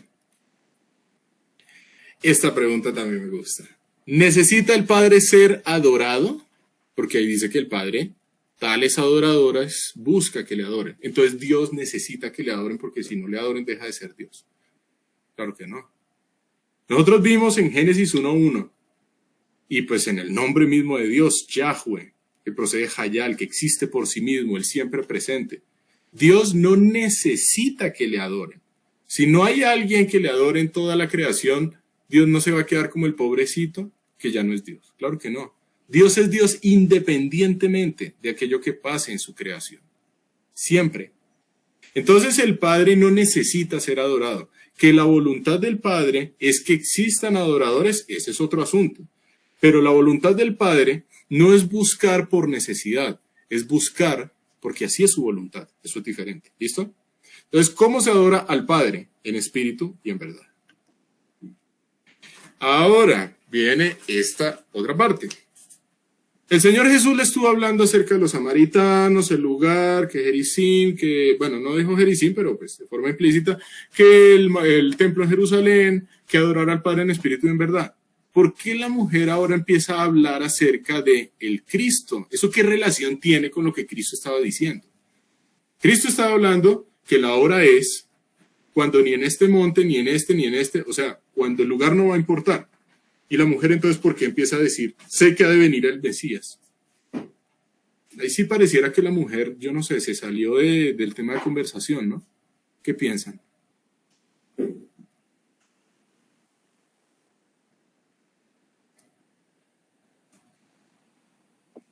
Yo, bueno, creo que ella tenía conocimiento de cosas del Antiguo Testamento que inclusive nosotros no tenemos, o todavía que lo tenemos ahora para leerlo, no sabemos. Entonces, seguramente ella sí. Y ese adorar está conectado directamente con esas promesas de donde, no sé, pienso en una como que ya no habrá necesidad de un templo o cuando dice que él mismo vendrá y pondrá un nuevo corazón, cuando él dice promesas que habla acerca de ya no se trata de un lugar, sino se trata de el ser. Entonces, en ese orden creo que, claro, para nosotros como cuando pensamos en adoración inmediatamente pensamos en grupos de alabanza y en una iglesia, entonces no, digamos que en nuestro contexto es un poquito cuadriculado esos términos, pero si vamos allá donde seguramente lo que sabía la mujer estaba esperando ese momento donde no se trataba de ir a un lugar X o Y, sino que iba a estar en el ser, ¿no? En que el corazón de los hombres iba a cambiar y iba a ser, él mismo iba a ser el templo. Entonces, creo que por eso es que está la pregunta de ella hace referencia a lo anterior. Pero quiero también hacer un comentario. Sí. En cuanto a el monte, cuando la mujer es un poquito tarde, pero lo voy a hacer. Cuando la mujer dice, si la adoración es en este monte o en este monte, siempre yo conecto, sí, pues acá lo que dijiste, pero también conecto cuando el hijo de Roboam y el siervo de Roboam se apartaron y entonces uno, el que quedó en Israel, o sea, el hijo de Salomón, sí, el hijo de Salomón, hace un templo, imagen igual del de Jerusalén, para que el pueblo no pase a Jerusalén, para que no adoren desde allá, sino que adoren acá. Entonces les dice, ya no tienen que ir allá, aquí en Samaria, aquí en este lado, hay uno igual y es tan importante acá como allá, es lo mismo. Entonces, siempre que pienso en este pasaje de la Samaritana y cuando pienso en lo que luego le dijeron los profetas a este rey, una de las cosas que le dijeron era, le juzgaron, fue usted como pervirtió la adoración, ¿sí? Entonces, no sé si eso también tenga que ver con la historia de los samaritanos adoran acá y los judíos adoran allí. Ok, bueno, interesante eso es lo que resaltas, mi vida. Entonces, en cuanto a la primera parte, lo que hizo la mujer fue conectar el hecho de que no es necesario un lugar explícito, digamos, un lugar fijo para poder adorar a Dios. ¿Por qué razón? Porque eso va a ser posible mediante el Mesías. No sabemos exactamente qué profecía, qué conocimiento de algún escrito del Antiguo Testamento fue el que se le pasó a la mujer samaritana por la cabeza. Pero algo que sí fue claro es que eso, sea lo que sea que haya pasado por su cabeza, implicó que cuando Cristo dice que el lugar no importa, eso se lo conectó a ella con el Mesías, con el Cristo. Los samaritanos tenían entendido también que iba a venir el Mesías, porque recordemos que el Mesías es mencionado desde Génesis 3:15, el hijo de la mujer que aplastará la cabeza de la serpiente. Y ese fue prometido a la primera pareja, a Adán y Eva. Bueno, un poquitico más adelante sería llamada Eva. Y en cuanto a la segunda parte, efectivamente cuando se dio la división del reino de Israel, en el reino del sur y el reino del norte, Roboam, hijo de Salomón, lo que hizo fue desechar el consejo de ciertos ancianos en cuanto al trabajo forzado que había implementado el papá con ciertas personas, y lo que hizo fue poner en marcha el consejo de los jóvenes, de las personas sin experiencia. Con eso, ¿qué pasó? Pues se ganó la enemistad de 10 de las tribus de Israel, de tal manera que ellos abrieron rancho aparte, y si mal no recuerdo fue Jeroboam primero. Él estaba preocupado en el hecho de que, pues si en Jerusalén estaba el templo, pues la gente de las tribus del norte se iban a ir a Jerusalén y poco a poco su reino se iba a ir acabando. Entonces él lo que hizo fue mandar a construir o a elaborar 2 ídolos, y esos ídolos son los que, ay, mira, es aquí donde se debe adorar. Eso fue lo que se hizo en tiempos de ¿cómo es que se llama? De Jeroboam. Si mal no recuerdo fue Jeroboam, ¿cierto? Bueno. Ahí les quedo debiendo, pero sí, yo tengo en mi cabeza que sí. Entonces, que si eso tiene relación con lo que ocurrió con los samaritanos, es probable que tenga relación en cuanto a la idea de edificar un nuevo lugar. Solo que este nuevo lugar, hasta donde tengo entendido, no coincide geográficamente con el lugar que había sido establecido por el primer rey en Israel. Pero voy a aquí verificar, porque no, me gusta mucho el tema de tener precisión. Entonces, sí, primer rey de Israel, tribus del norte. Yo recuerdo que es Jeroboam, entonces, septentrional, sí, Jeroboam primero. Ajá. Entonces fue Jeroboam primero. Ya. Iba aquí. Cerré la presentación, ¿no? Sí. ¿Sí ven bien? No, está la presentación. Sí, listo, bien. Ok. Bueno, entonces continuemos. Ustedes pueden terminar el diálogo que tuvo la mujer samaritana con el Señor Jesús. O sea, pueden también explorar los versículos que nos saltamos. Obviamente no fue adrede, sino pues fue por tiempo. Estos son los 7 yo soy de Jesús. Me fascina, yo soy el pan de vida. Bueno, hubo una cosa que me salté. El Señor Jesús le reveló a la mujer samaritana de forma directa, yo soy el Mesías. Y eso, créanme, que era algo supremamente atípico. porque el Señor Jesús no solía revelarse delante de las personas como el Mesías de forma directa, sino él hablaba acerca del Hijo del Hombre, él hablaba en parábolas, pero no era usual que él hablara directamente que él es el Mesías. Con la mujer samaritana lo hizo. Y qué interesante que escogió a una mujer despreciada en la sociedad de Sicar, del trasfondo samaritano, para revelarle directamente. No escogió un varón. Entonces, ¿qué quiero resaltar con esto? ¿Es importante la mujer para Dios? Por supuesto, y es valiosísima. Lo hemos visto desde Génesis. Cómo Dios, cuando estableció que la mujer fuese la ayuda idónea, en hebreo el eser kinegdo, vimos que esa expresión eser kinegdo de ninguna forma denota inferioridad. Denota el hecho de que la mujer puede hacer lo que el hombre no, lo que el varón no. Y por lo tanto, pues ella va a ser ayuda idónea de él. ¿Que existe un orden de autoridad y de sumisión? Sí, pero la sumisión no tiene la implicación de inferioridad. Son dos cosas diferentes. La palabra dice que las mujeres son coherederas con los varones de todas las promesas que Dios le ha hecho pues, a su pueblo. Entonces quería simplemente ya cerrar eso de la mujer samaritana. Estudiamos los 7 yo soy el pan de vida, yo soy la luz del mundo, yo soy la puerta, yo soy el buen pastor, yo soy la resurrección y la vida, yo soy el camino, la verdad y la vida, yo soy la vid verdadera. ¿Quién se ha atrevido a dar semejantes declaraciones? Nadie fuera de Cristo. Y repito, no solamente darlas, que eso lo puede hacer cualquiera, sino mostrarlas con hechos. Y el hecho más significativo en cuanto a corroborar que todo lo que dijo Cristo es cierto, es su resurrección. Claro, no estoy diciendo que los otros hechos no importen, por supuesto, todos son relevantes, pero yo digo es en cuanto a las proclamaciones de Cristo sobre sí mismo. Recordemos que yo soy en un contexto judío, uno lo remite a la naturaleza divina de Cristo. Por eso es que hay pasajes en los que ustedes en los evangelios encuentran que cuando Cristo dijo que antes de Abraham yo soy, ya los judíos empezaron a levantar piedras. ¿Para qué? Para apedrearlo. Porque al decir yo soy, no es simplemente como yo soy en nuestro contexto, sino yo soy en el contexto judío. Eso lo remitía a la respuesta que Dios le hizo a Moisés antes de ser enviado a Faraón y a los israelitas allá en Egipto. Yo soy el que soy.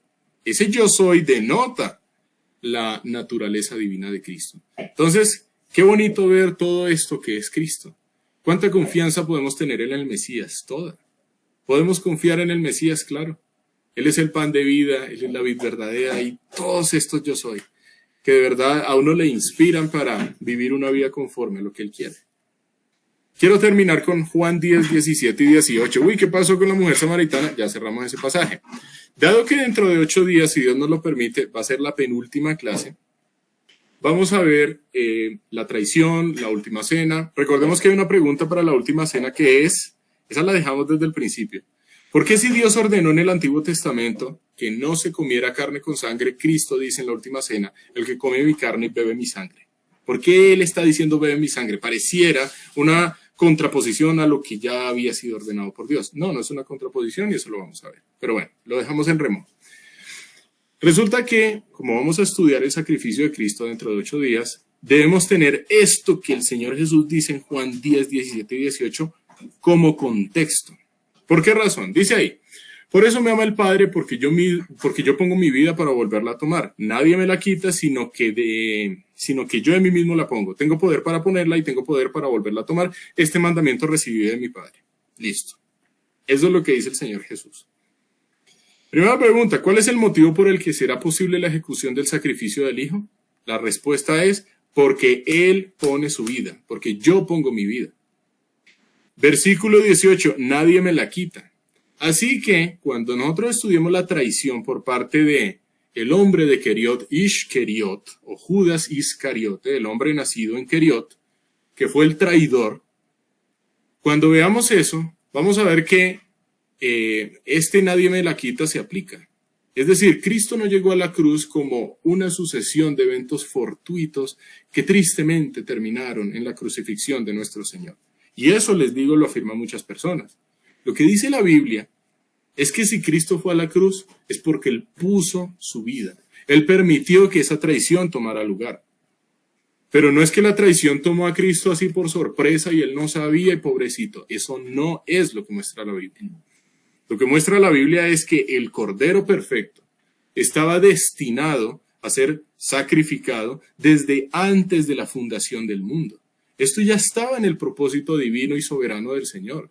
Esto no fue como que Dios, ¿y ahora qué hago? Entonces ahora se metió Judas Iscariote y me dañó. No, a Dios nadie le daña nada.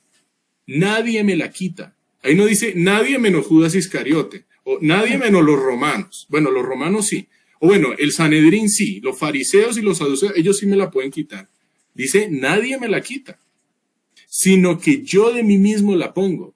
Él la puso de su misma voluntad. Pero también quiero resaltar esto. Hacia el final, cuando dice, tengo poder para ponerla, sacrificio, tengo poder para volverla a tomar, resurrección. O sea, Cristo está anunciando su resurrección. Qué precioso esto. Él la está anunciando de antemano. La resurrección tampoco ocurrió como respuesta a algo que Dios no tenía estimado. Dios tenía estimado absolutamente todo. La resurrección corresponde también al mandamiento que recibió de su Padre. Tanto ponerla como volverla a tomar. Ponerla, volverla a tomar. Entonces, a la luz de esto que dice, este mandamiento recibe mi Padre, ¿por qué Cristo fue a la cruz? Porque el Padre se lo ordenó. No porque Judas Iscariote, ay no, se la embarró, se la tiró, se acabó con el plan. No. Judas Iscariote, simplemente, lo que él iba a hacer ya estaba estimado en los propósitos soberanos de Dios. Por eso es que Cristo en el monte del Gatsemaní, en el huerto de Gatsemaní, en el huerto de Getsemaní, Cristo, por eso en su oración dice, Padre, si es posible de mí pasa esta copa. ¿Por qué razón pasa esta copa? Porque él iba a beber, bueno, eso lo vamos a estudiar, más bien dejémoslo para dentro de 8 días. Pero el punto es que eso corresponde al mandamiento que él recibió de su Padre. Si él va a la cruz es por obediencia al Padre. Quiero resaltar eso, no perdamos de vista el hecho de que Cristo ya tenía todo en sus planes perfectos, el hecho de que Dios ya tenía todos sus planes perfectos y que ir a la cruz fue un mandamiento. ¿Listo? ¿Qué implicación tiene que el Hijo tenga poder para poner su vida y volverla a tomar? Pues el hecho de que Él es Dios. ¿Quién tiene poder sobre la vida sino solo Dios? Aquí se está ratificando su carácter divino, su sacrificio y su resurrección. ¿Por qué el Hijo llevará a cabo este proceso? Porque no hay otro proceso, sino este perfecto a través del cual podamos ser salvos. Y con eso terminamos la clase de hoy. Entonces, si Dios nos lo permite, dentro de 8 días ya entraremos a la penúltima clase. Y dentro de 15 días ya estaremos concluyendo con la resurrección del Mesías para ya terminar definitivamente con el curso.